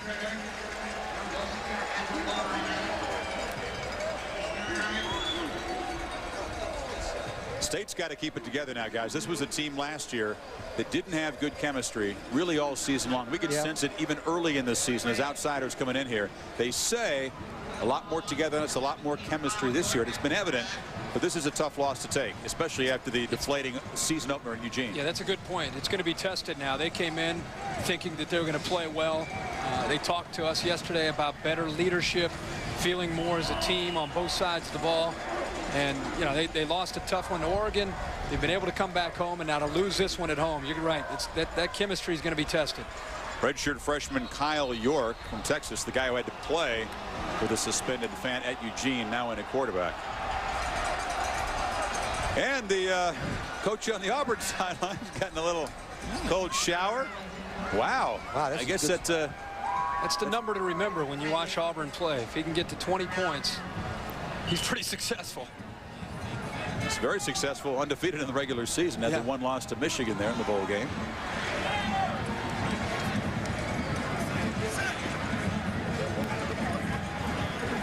So Kyle York in the shotgun.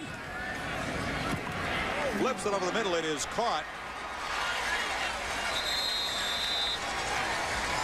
for a first down as they go to McKinley Scott, sophomore. Now, let me explain what from a coach's standpoint. When you're ahead of a guy as big as you are, you don't fake a field goal on him. That embarrasses him and his team. What you do is you kick your field goal, get 3 points, and that's fine. But I'm going to tell you something. That'll get under Jackie Sherrill's skin for a long time with Tuberville throwing. York intercepted in the flat. Turnover number 6 as Travis Williams, the reserve linebacker, picks off the young freshman. Let me finish my thought. Okay. You don't ever embarrass a colleague of yours. And by faking that field goal, Tommy Tuberville embarrassed Jackie Sherrill in front of his home fans. Now, that's my opinion from coaching all my life. I'm with you. And have that situation. And that's why I did not particularly like that call. I'm wondering if there's, when he was at Ole Miss, I'm wondering if there's any bad blood, you know, from the past. It could be. There's always bad blood. I'm talking about where Jackie maybe. Yeah, sure. But two rights don't make a wrong. I'm with you. Yeah. You're preaching to the choir here, Ben. I know. You're a coach's son. That's Yeah, right. you call your dad and ask him. All right. So what do you think? You throw deep here now? Yeah. Wow, Jason Campbell, play action. Thought about throwing. Did he cross the line? He flips it complete. Aroma should do on the catch, but he did cross the line before the throw. But wow. So they faked the run, and he was going to take a shot downfield to continue with the theme of the fake field goal. And this, is that a score? That's Giddy again. No, he said, what are you doing? Run the ball. But don't call a pass. Just run the ball to the tailback. There's something, turnover margin at the end of the year. If you're able to maintain that, keep it positive. Boy, what a big advantage that can be to get the ball back to your offense. Let me tell you a story about running up the score. Okay. A guy named Spook Murphy called timeout once in Memphis for me on the 1-foot line to make it 69-17. Beat me by 50. Next year, I beat him 44-31. I went over and said, Spook, you should have saved some of those 50 points. I beat him 17-0 the next year. I said, Spook, you should have saved some of those 50 points. You never forget. You never, Kirk promised you, they never forget. And Trey Smith, the freshman tailback for Auburn, breaking free.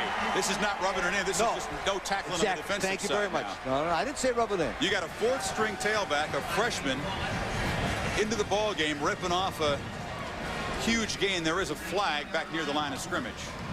But it's going to be against the Bulldogs, and the run will count.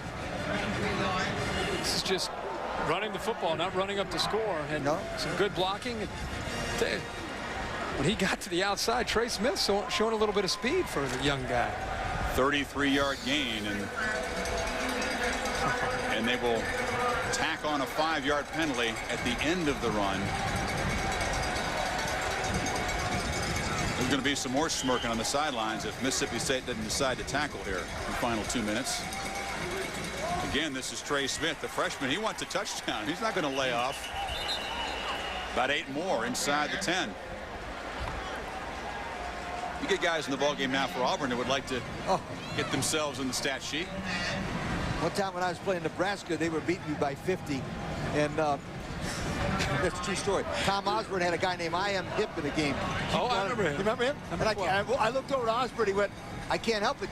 Don't ever play me away from home because I can only bring 50 guys. From then on, I always played Nebraska at Nebraska. He had 100 guys. Took your pounding he that could way. Put the 75, the 85th guy. We could play 3 more quarters. You would not run out of blowout stories. Exactly. I've got a bunch of them. Yeah. There's Trey Smith, and they do tackle the freshman this time. The good news is the escape plan, we're going to plan B because initially plan A, we were kind of assuming we were going to have a tight game and a full stadium, but now we're going to pull it back. We're going to have to go with plan B because we might have a pretty good exit here. Yep. Get you to bed. You got an early wake up. This was Maroon Out Night. Jackie Sherrill wanted the folks to wear maroon and bring the cowbells and show some spirit, but it's not the way they wanted to start their SEC campaign.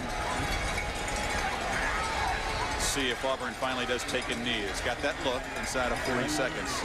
And Jason Campbell will take a knee, and that will be it.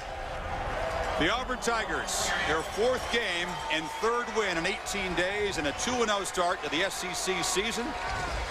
As Tuberville walks slowly over to the sideline, and Jackie Sherrill will now make his way off the sideline to midfield, and this might be something to keep an eye on here. Right.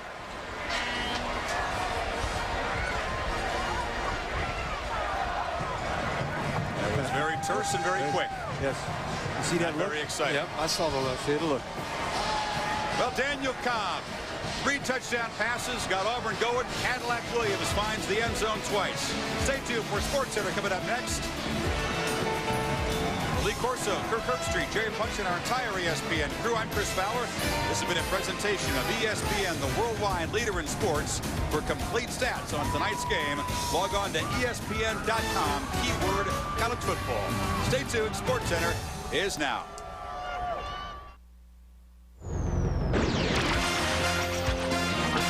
This is SportsCenter. And now, the grand finale.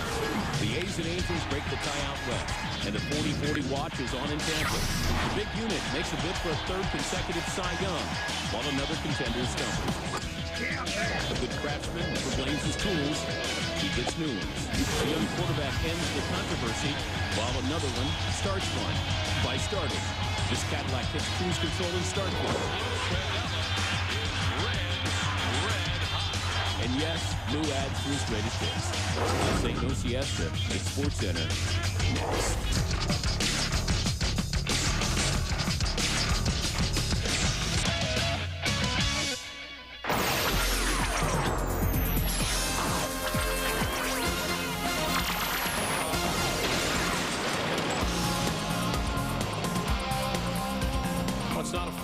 Certainly feels like it. Greetings, welcome to the program with Rich Eisen. I'm Dan Patrick. Now, we were, of course, going to start this show with the series finale, the highly anticipated series finale between the Angels and A's this afternoon in Oakland with the AL West on the line. But that was until about a half hour ago. One of the most disturbing on-field disturbances in recent memory broke out in Comiskey Park, Dan. Yeah, gone are the days when fans go on the field to kiss the ball players. A bizarre ninth inning between the Kansas City Royals and the Chicago White Sox. A weird moment in the ninth inning. Michael Tucker will be at the plate, and Tucker will lay down a bunt. Pitcher Mike Porzio makes the diving catch, but the action takes place down the first place line. The Royals bench charges the field, and there's a pileup at the first baseline, and you'll see why as two spectators jump on the field and start throwing punches at the Royals' first base coach, Tom Gamboa. First place umpire Matt Hollowell and Willie Harris are just watching. Gamboa will walk off the field with a large welt on his head after being attacked by the two fans. The umpire, Matt Hollowell, and the Royals coaches pick up the remnants of a pair of glasses. Gamboa in the dugout. What are White Sox players doing pulling Royals players off the pile? Not really sure exactly what happened since his back was turned. The Royals go on to win 2-1. Here's Chicago manager Jerry Manuel. That was very frightful. I'm sure without any warning or anything of that sort, it had to be somewhat frightful to him. What in the world is going on? I mean, that's really not the Chicago fan, the White Sox fan that I've come to know. I mean, they've given me some hard times over there, but I don't think that at all represents Chicago. We will have more reaction from Chicago a little bit later on during this hour-long Sports Center. We will also check in with our Baseball Tonight crew, Tony Gwynn and Buck Martinez. They've played a lot of baseball. They've managed a lot of baseball. They haven't seen a night like this. That'll be a little bit later on in the program, Rich. Well, Dan, inside Sports Center, the A's and Angels highlights that we were telling you all about. The West Side Story coming on the way with the AL West on the line. The big unit going for the big 2-3, and he was on the road in San Diego where he's had quite a bit of success since he's come over from the National League. Tiger Woods with some new sticks in the bag. Same old story in Ireland for Tiger Woods at the Amex Championship. And Lou Piniella, he has had some classic meltdowns last night. Got us to thinking about all the ones he's had. We're back.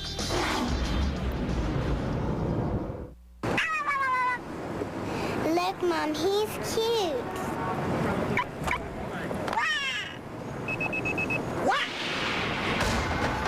Yoshi's back in Yoshi's Island, only for Game Boy Advance. Rated everyone. Maybe it's us. Maybe it's the house. I don't know. Parties just materialize.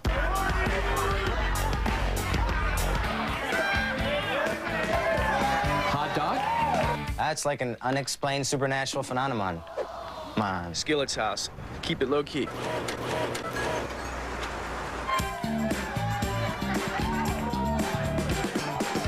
It's party science. You can't argue with science. People can't contain their excitement about Domino's Pizza new Buffalo Chicken Kickers. All-white chicken breast with a kick of spicy buffalo flavor. 10 pieces for $5.99. Hit the door and get a kick out of dinner tonight. Now get an order of Cinesticks free when you buy a large one-topping pizza for $9.99. Sports Center, brought to you by Super Mario Sunshine. Good, clean fun. Only for Nintendo GameCube. And Rocky Mountain Cold Coors Light. Cold, down, easy.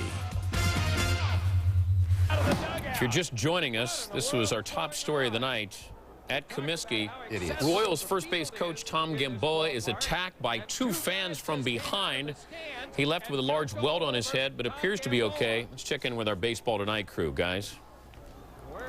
Well, this was frightening for us as well. As we were watching it, we're on the air with Tony Gwynn and Buck Martinez and Brian Kenny. We're watching here, and we just roll an update, and this is what we see. Doesn't happen too often. Billy Spires in Milwaukee in '99, guys, and Randy Myers in '95 in Wrigley. But I guess, Tony, we'll start with you. You got to watch your back. Doesn't happen often, but it's a frightening thing, a sickening thing. It is. You know, especially this time of the year. You know, these two teams, unfortunately for them, don't have anything to play for. And the next thing you know, somebody's running out on the field and attacking somebody in a uniform. And it was nice to see the Royals guys hurry up and get out there to defend Tom Gamboa, because you never know. Somebody might have a knife or a gun or anything. And so I think we kind of got away this time pretty lucky that Tom was okay. Now, Buck, as a manager just this year, are you a little more aware of security precautions, and does this call for a reevaluation of those precautions? Well, I think so, Brian. Anytime you have an incident where fans run on the field, you have to reevaluate what you're doing. But we are so aware nowadays, Major League Baseball, that is in general, of people and security, taking care of the players' families as they sit and watch a ball game, the access to the dugouts. And there has always been a concern about the access to the clubhouse and to the dugouts prior to the game, during the game, and they've really clamped down on that, and that's a good thing. But fans going on the field is inexcusable. I don't care what sport it is, and obviously we have seen incidents in other situations in hockey matches where people come over the glass and get involved. But it's fortunate that Tom Gamboa is okay tonight, and you know, that's family. You see somebody on your team, whether it's a coach, player, or the manager, you're going to come to his aid, and they certainly came to Gamboa's aid very quickly tonight. It's a shame too, Tony, because last year, I mean, after September 11th, I mean, the kind of that bridge was kind of you know, between the players and the fans, where everyone was brought together. Hey, we're all in this together. Now you can almost see the mounted police lining the field, where that sort of thing might start happening And the again. thing about it, Tom Gamboa is just one of the nicest guys in baseball, and so I can't imagine what started these guys coming out on the field to attack him in the first place. But you're right. You know, I think now, you know, security is going to be evaluated, and a bunch of things are going to. I don't think we should call these people fans. I mean, they're not baseball fans to do that. Somebody goes to a ballpark with something on their mind like that, and they're obviously not baseball fans, because nobody in their right mind going to a ballpark to enjoy a baseball game would do something like that. That's a shame. It's a real shame. Tony, Buck, thank you very much. Back to you. All right, Brian, thanks very much. The very public assault and battery of a 54-year-old man. We hope to have more on this story later in the program, perhaps hear from Tom Gamboa himself. And again, as we said at the top of the show, what we planned to have for you was the Angels and A's highlight that we were really going to lead with, because it's the biggest story in all of baseball on the field. Tim Hudson with the A's and Angels tied atop the American League West, and they had a pretty good starter on the mound, did the A's, in this very crucial season finale, regular season finale, between the Angels and the A's. Top one, and Hudson was cruising. Tim Salmon, quite a few moments in this series where he was faring quite well. Strikes out, 3 up, 3 down. Kevin Apier on the mound, starting for Anaheim. Ray Durham on first, bottom of the first. Scott Hatterberg looking at ball 3. Kevin Apier thought it was sure strike 3, and Benji Molina gets an earful from home umpire Rob Drake, telling him it was outside. The next pitch, Hatterberg lifts it to right. Tim Salmon, the catch.